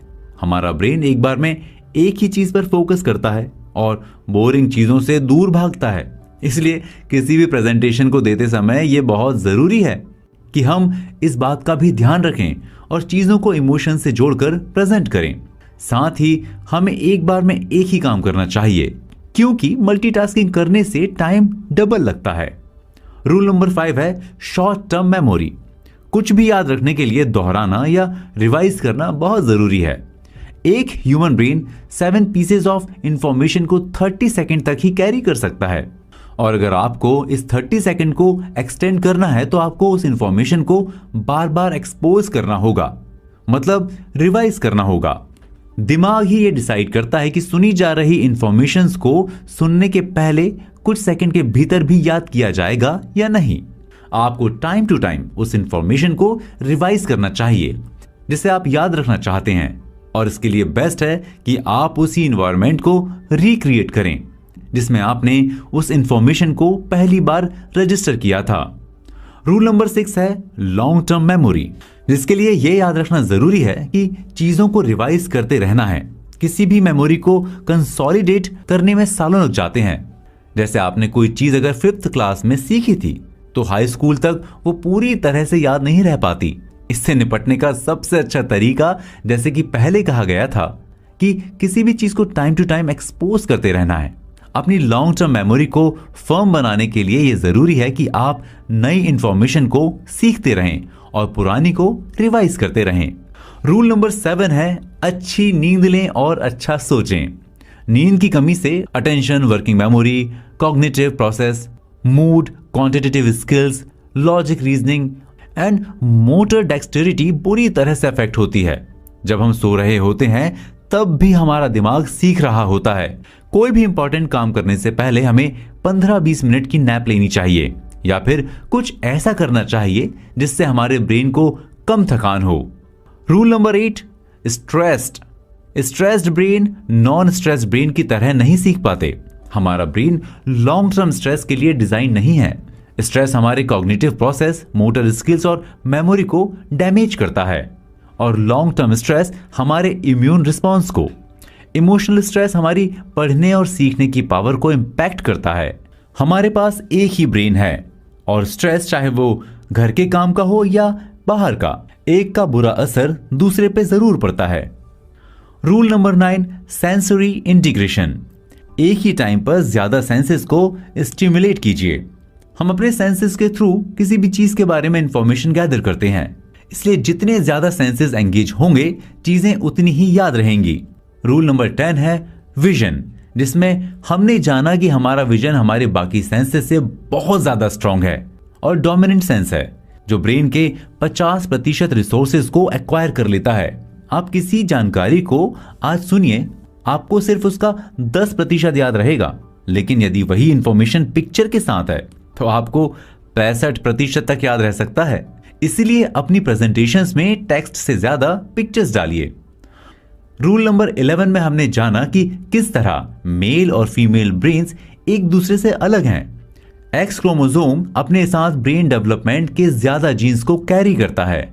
मेल्स चीजों को जिस्ट के साथ याद रख पाते हैं और फीमेल्स डिटेल में, और अगर ये एक ही टीम में है तो ये दुनिया जीत सकते हैं। रूल नंबर 12, ये आखिरी रूल बात करता है एक्सप्लोरेशन की। इसमें बात की गई है कि हम ह्यूमंस किस तरह से पावरफुल हैं और नेचुरल एक्सप्लोरर भी। हम एनवायरनमेंट के पैसिव रिएक्शन से नहीं बल्कि observation, hypothesis, experiment and conclusion की एक्टिव टेस्टिंग तकनीक से सीखते हैं। इसलिए हमेशा वर्क में नए आइडिया ढूंढने के लिए टाइम स्पेंड करना चाहिए। तो अगर आप इन ब्रेन रूल्स को अपनी डेली लाइफ में इंटीग्रेट करना चाहते हैं, मतलब आप अपनी लाइफ में उतारना चाहते हैं, तो मेरा सजेशन है कि एक बार में एक रूल से शुरुआत कीजिए और उन चेंजेस को एक्सपीरियंस कीजिए। दोस्तों, आप सुन रहे हैं जॉन मेडिना की लिखी किताब ब्रेन रूल्स की बुक समरी, मेरे यानी आपके दोस्त चेतन के साथ। आपको ये बुक समरी कैसी लगी हमें कमेंट करके बताना ना भूलें। आपके कमेंट्स का हमें इंतजार रहेगा। तो फिर मिलेंगे किसी दूसरी बुक समरी के साथ। नमस्कार।